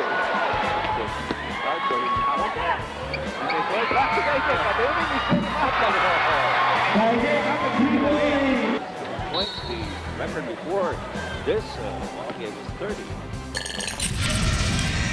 Ang sarap talaga balikan yung ganyang klaseng kasaysayan sa ating PBA. CJ Perez, though, did some history of his own. 12 out of 12, a perfect quarter, 30 points. The most points in a quarter without a miss. No, that's unbelievable. 30 points first quarter pala. Di, grabe yung ginawa talaga niya doon. Although nag-falter naman siya ng konti in the middle quarters, scored again in the end. And but you know, he got them off to a great start, which set up the win. It set up the tone for the offense of San Miguel. And in this game, he's got 16, 7, and 6. So a great stat line for him as well. As he told Bell earlier, doesn't really care about how much he scores as long as they win. But right now, they need to score. Come a bit closer, down by 7. They go to Mo. He's played well against the smaller Oftana. He'll go up. And he scores at the buzzer. Well, that's a good read by San Miguel. Saw the switch and got the ball in the post. And TNT, you know, they're focusing their defense on Junmar. Kanya nakakawala si Mautautua, and he's attacking. He's very aggressive in going to the basket. 22 points from Mautautua against 24 points from Junmar. Oftana, kick to the corner. Brandon for 3. Ew, it bounces out. Nakuha na ng San Miguel. A chance to come even closer and bring us down to a 1-possession deficit. Now let's see where San Miguel is going to go to. Now they're going to go to Mo. They're attacking the defense of Brandon. CJ. Down to Junmar. So many options for San Miguel. Junmar's going to attack. He passes off to Mo. And that's a 24-second violation on San Miguel Beer. That shot will not count. Yeah, it won't. And Mautautua had an open three-point attempt. Yes. Hindi lang pumasok. And he had been playing splendidly prior to that, so can't fault him for taking that shot. He hit one earlier, right in front of us. And one in the top, one in the first, and one in the third quarter. That's right. Kaya nga big scoring night si Big Mo. And that combination has combined for 46 points now for San Miguel. Tautua at Fajardo. We're entering the twilight zone. Last 2 minutes natin. 5-point lead. Kelly, the drop to Brandon. Baseline was open. What an unselfish play by Kelly Williams, who has played stellar basketball from the opening tip. That's a 4! That's a 4! First field goal shot. That's his first field goal. That's his first basket of the game. By 4 points. Big shot. Wow, what a shot. What? Within the last 2 minutes of the game, bringing down the lead to just 3 points. Ito, makita natin na nangyari. And yung pass, there's no time to celebrate though. You hit a jam like that, but Don says, I'll take 4 right back. Yeah, I think they were supposed to switch, but they didn't switch. That's why Calvin got caught under. So his wrist looks okay, Don Troliano. Oh yeah, may follow through pa eh. Kelly Williams actually tried to close out, but too late. It stays with TNT. They're going to review it though, because we are in the last 2 minutes. But the call on the floor, TNT ball, 8 seconds to shoot. Yes. No need to challenge because they will review. Yeah. We're within the last 2 minutes of the game. But every possession now counts. Who would have thought that with TNT leading by as many as 19 points in this game, the lead is down to 3. 3 points, yeah. And San Miguel with the chance to win it. The big turnaround was in the third quarter when San Miguel hit 28 points and limited TNT to 17. So, and that was, I think, San Miguel scored 21 points off turnovers in the third quarter. Bit of time for this review. They want to make doubly sure or triply sure sino nga ba talaga ang tumapik palabas Is it Nambatak or one of the white shirts? And while this drags, you know, the teams huddled with their coaches for a bit. Now they're back on the floor, just waiting to resume. And there's a bit of smiling.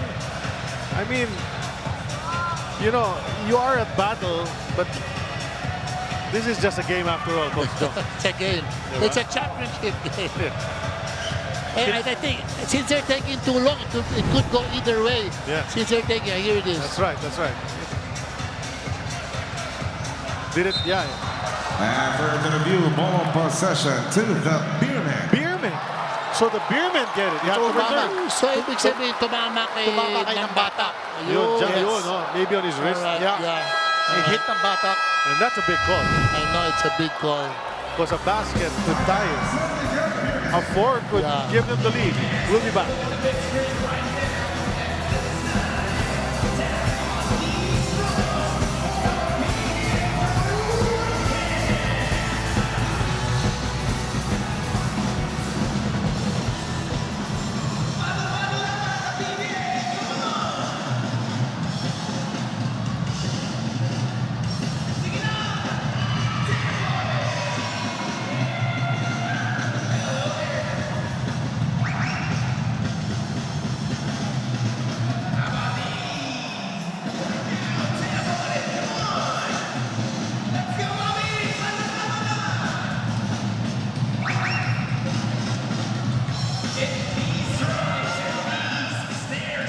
Let's look at some highlights from a former #1 pick on the San Miguel Beer roster. Not Junmar Fajardo. No. Mo Tautua. He played very well. Third quarter, he was the one as an offensive adjustment. Now he's got semi-final average, 8 points. Tonight he has 22 points, 53% in the field goal. That was the third quarter adjustment by Coach Leo to give the ball to Mo Tautua in the post because his perimeter players could not get anything. It paid off para sa kanila. Doon sila humabol. They have not come all the way back. They have not been able to tie it. They haven't taken the lead. But they've come awfully close. And right now, they have possession down by just 3. Mo Tautua had 13 points in that third quarter turnaround. San Miguel, 11 Philippine Cup champions. Dati all-Filipino conference ang tawag natin dito. Ang Magnolia or Pure Foods 6 tied with TNT. Ginebra's got 4. Meralco, of course, won. That's 2 seasons ago. Yeah, the sole one, no? Yeah, their only championship in franchise history. I mean, you know, after these 4 strong teams, then you have Meralco in the all-Filipino. And I also mentioned that we are in rarefied company because the man who's sitting between in the middle of Charlie Cuna and myself is Coach Joseph Vichico in PBA history. He's the only one to win a championship with both San Miguel and TNT. Maraming salamat, Fidel Mangonon, for that interesting piece of trivia. There's some history between these teams and Coach John. They went for the tie, no go. Junmar will miss the layup. Oh, what a big block. Yeah. Coming from, the tip by Kelly Williams. Kicked out of bounds. Shot clock will stay at 17. Kelly Williams was looking for a no-look pass para kay Brandon Ganuelas Rosa, but it was kicked out of bounds. They're gonna check it again. Kanino ba huling tumama bago lumabas? Initially, TNT na naman daw. Charlie depends on Kelly Williams against Junmar Fajardo. Grabe. It's been crazy. First of all, Junmar missed that shot from close distance, and then Kelly tipped that ball away from the grasp of Junmar Fajardo, preventing an offensive rebound. So it's referee Erwin Traballo, the baby of the bunch of the officials in this game, reviewing it together with the senior Peter And you see in this review ball possession to the ball possession TNT, but you see in that portrait on your screens the difference in height between Junmar Fajardo at saka si Kelly Williams. Ang laki ng agwat. Ganun kalaki talaga si Junmar Fajardo. Time out muli.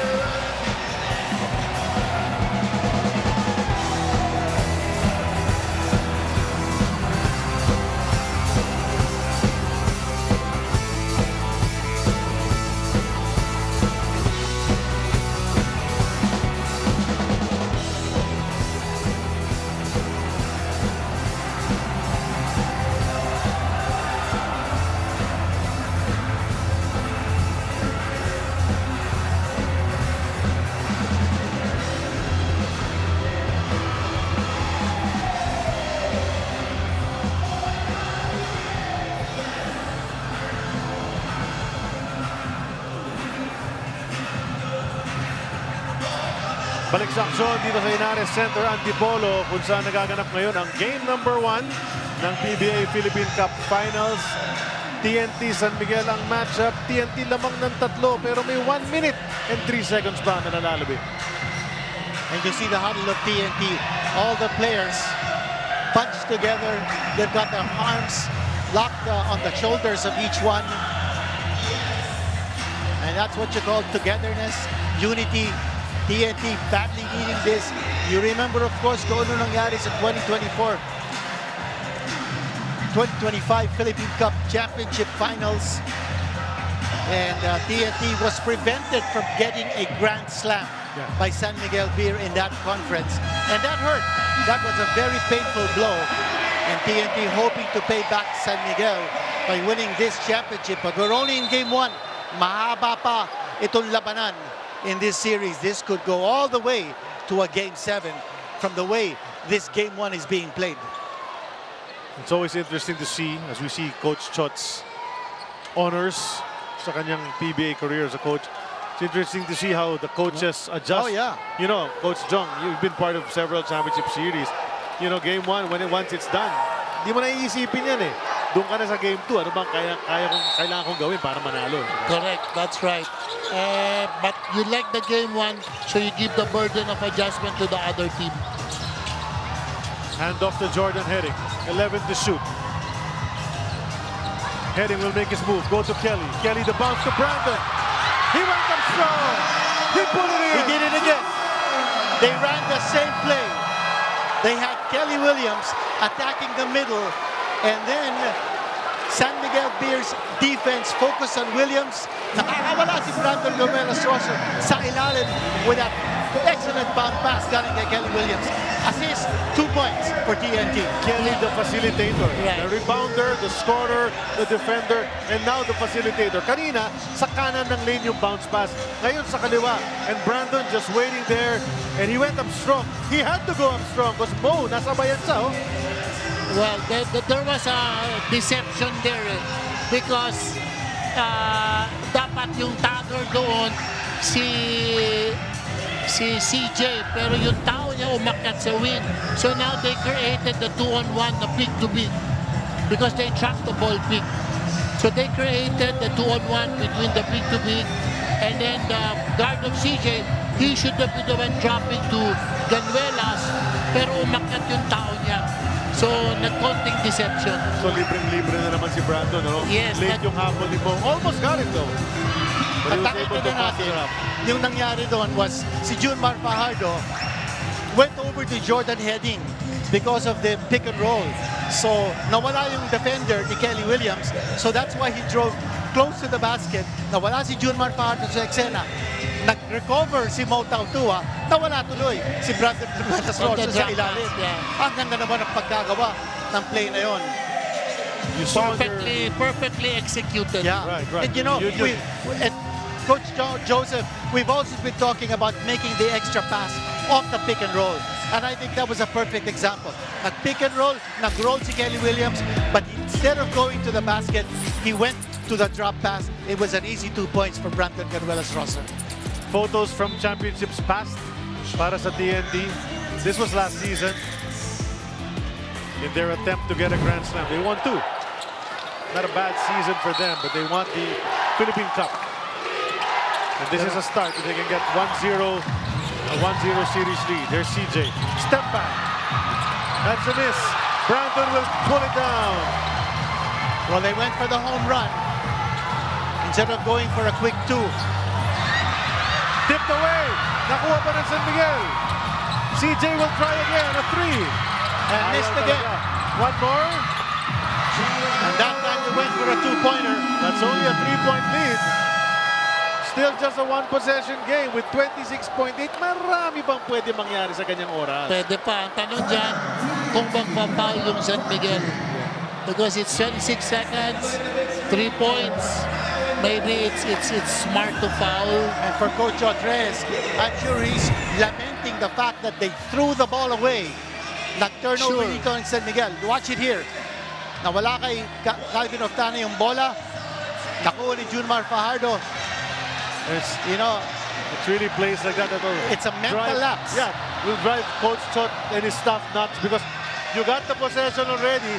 You need to take care of that ball. Right. Coach Jong, you were mentioning earlier, ang daming turnover ng TNT dito sa second half. Correct. Yung daming turnover, San Miguel will make you pay. Possession is gold. That's why kanina pa naiinis si Coach Chot every time there's a turnover. Well, points of turnover.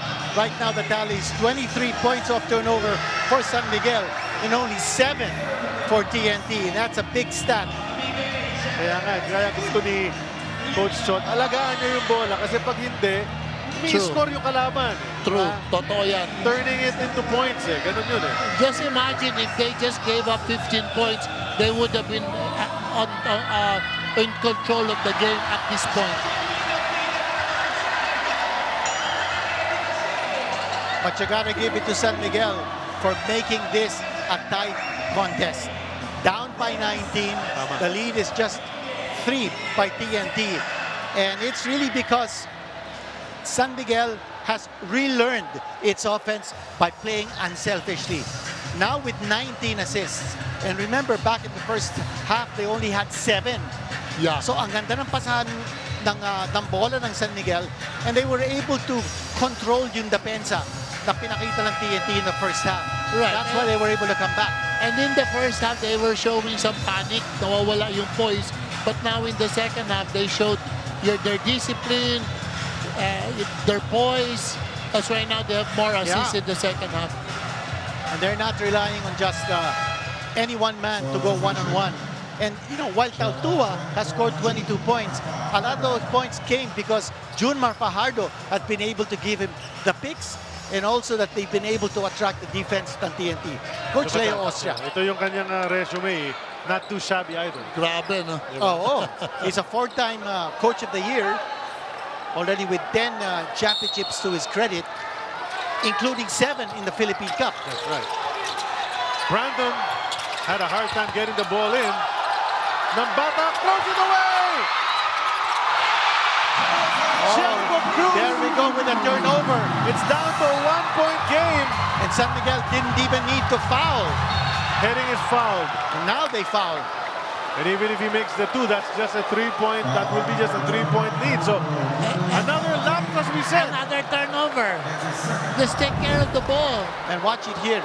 Ito yung pass galing kay Brandon Ganuelos Rosser.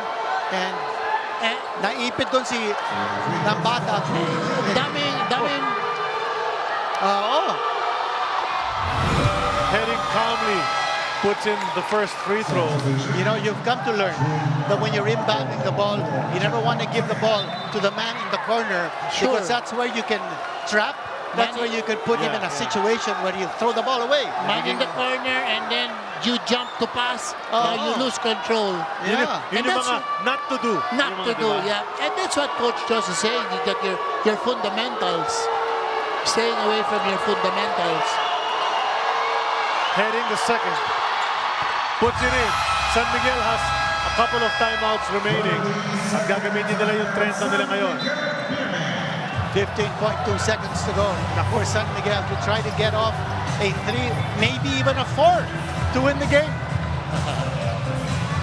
Yeah, no, they have the personnel to do that. They have, but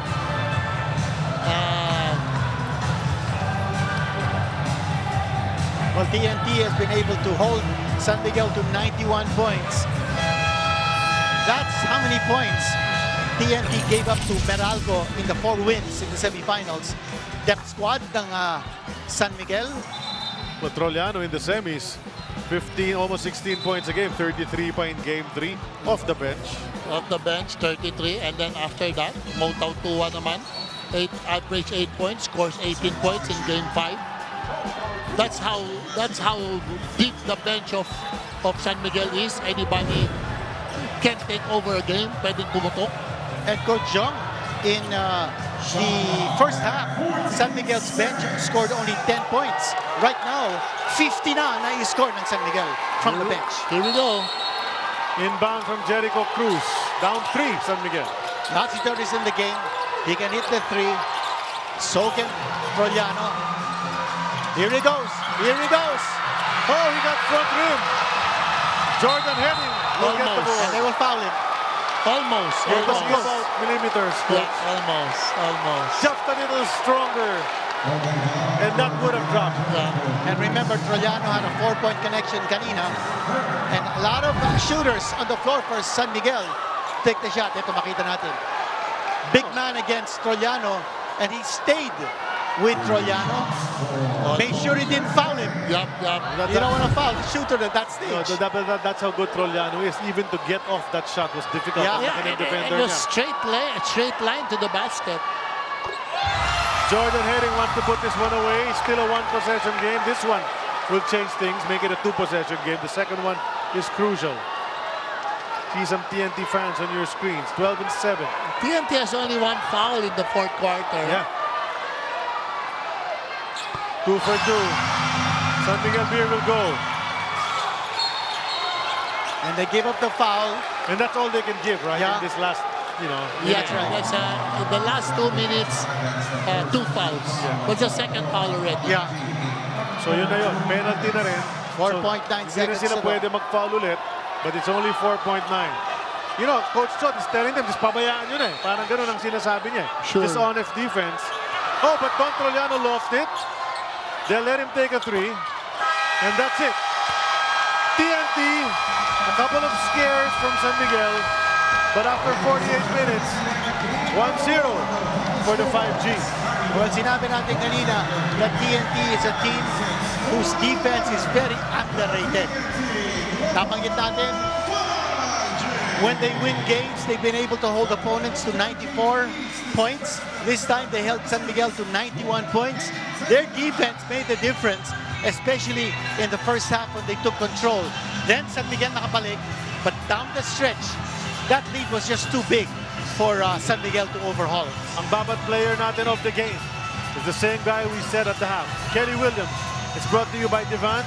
Enjoy unforgettable TV babad moments with your family. Only with Devant. What a performance from the 43-year-old vet, former MVP, one of the greatest in PBA history. 15, 9, and 3, and so much that you can't really put on the stat sheet. Diba? Yung impact ni Kelly Williams. The impact, the defense, the seniority, the leadership, that might not show in the stat sheet like what you said. Now talking about San Miguel, if they look at the video, if they just became close in the first quarter, hindi lumaman ng ganon, that the story could have been different. That's right, but instead, this is the final score. 96-91, TNT draws first blood sa serye ito. But there's a long way to go, ladies and gentlemen. And when you look at it, you know, it could have gone either way, but San Miguel will adjust and try to come back there in game number 2. Dito rin gaganapin sa Inares Center, Antipolo on Friday, January 23rd. So come over. Nice atmosphere, malamig dito sa Antipolo, and enjoy the game. So that does it for us for game number 1. Ginito Henson, Jong Wichico, Bel Gregorio at courtside. Ako naman po, si Charlie Kun at the rest of our crew for this game number 1. Maraming salamat sa inyong panonood, but stay tuned for the rest of the series here on RPTV.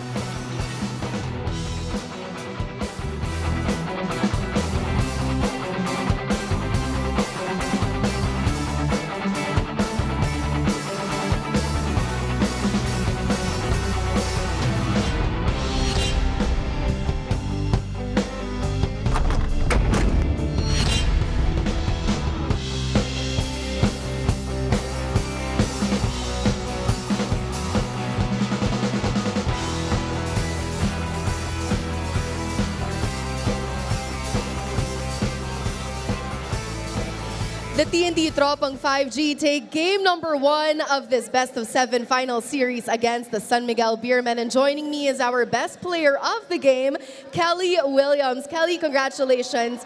15 points. You were an absolute steady presence for TNT in the front court tonight, setting the tone early from start to finish, keeping TNT's energy consistent as well. What does it mean for you to be that stable anchor for TNT in a final series like this?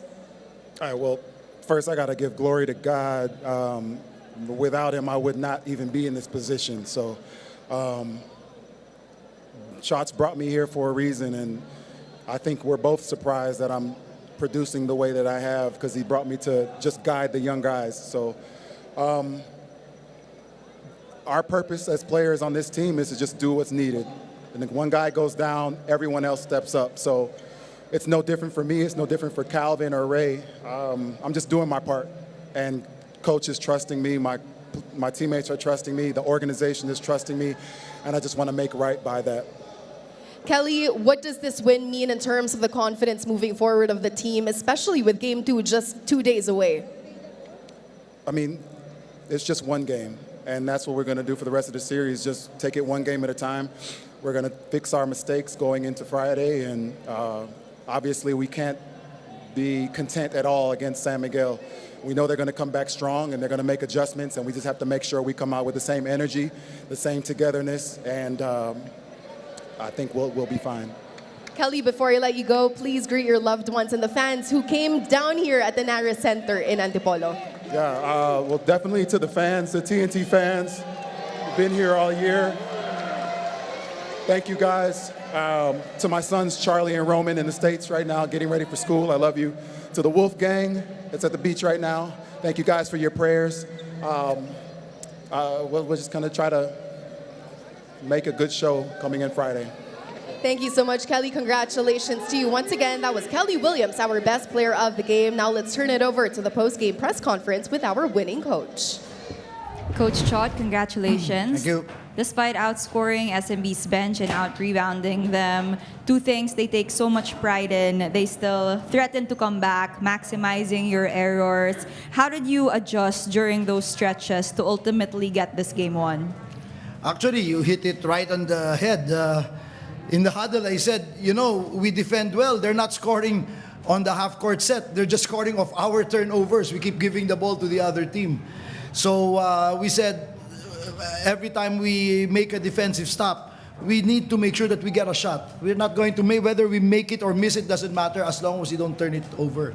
And that's the story. We gave 25 turnover points to San Miguel.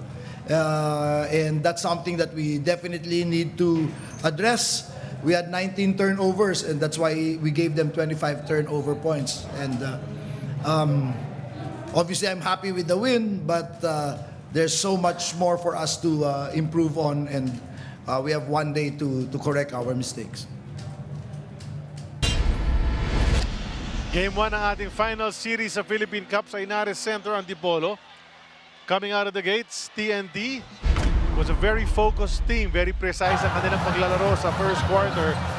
Hitting from the outside, Simon and Ciso had a couple of those sa first 12 minutes natin. Kaya lamang ang TNT early. On the other side, it was CJ Perez. Not quite as productive yung kanyang output, but he hoisted it up from 4 off the glass. Off the glass for CJ Perez, that's a 4-point shot.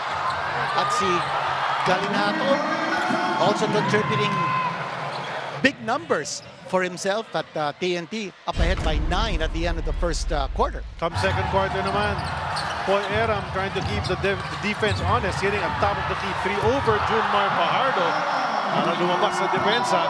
He had a couple of those 3-pointers. Tapos naman si Kelly Williams, our best player of the game. Ito ang kanyang contribution from 3-point distance. Pasok na pasok! San Miguel Beer bleeding for points, down big at that point. So where did they go? Why not to Junmar Fajardo? Shoving off the defender, easy 2 inside, but it was a difficult night for Junmar Fajardo. Well, he finished with 24 points, but yes, he bled for a lot of those points. But here's Jordan heading.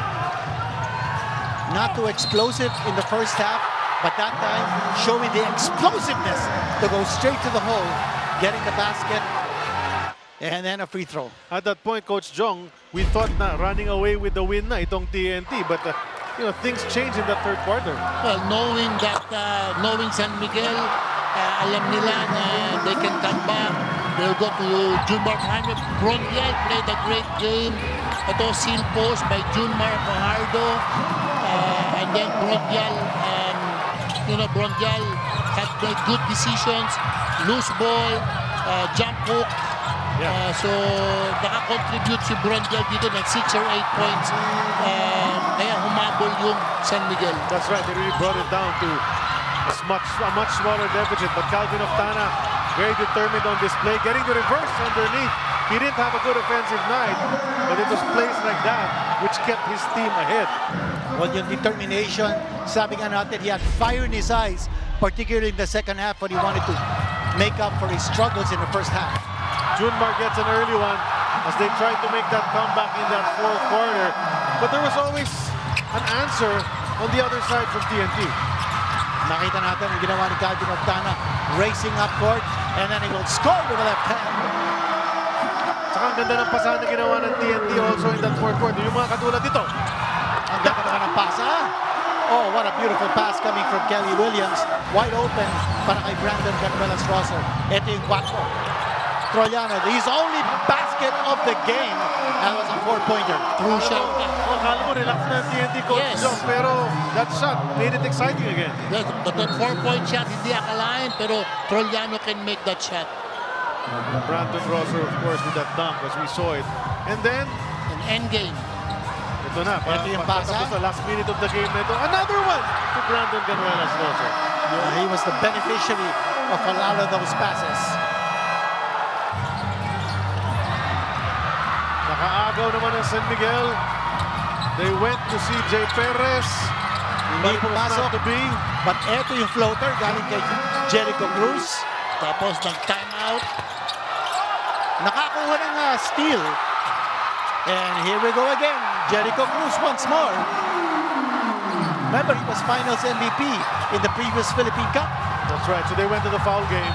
And it was Jordan Heading na nafa-foul nila. And Jordan Heading steady from the line. Yes. 2.2. Ito yung tiro ni Trollano. Missed the shot. Heading was fouled once more. Good line to the basket by Trollano. Heading is an 85% free throw shooter. And he took care of he wouldn't miss. Yeah. Ito yung last attempt. Ni Trollano, he bobbled a little bit. He threw it up. Wala na. And Kelly Williams getting another board at the buzzer. Depensa ang nangyari doon because San Miguel was held to less than 40% shooting.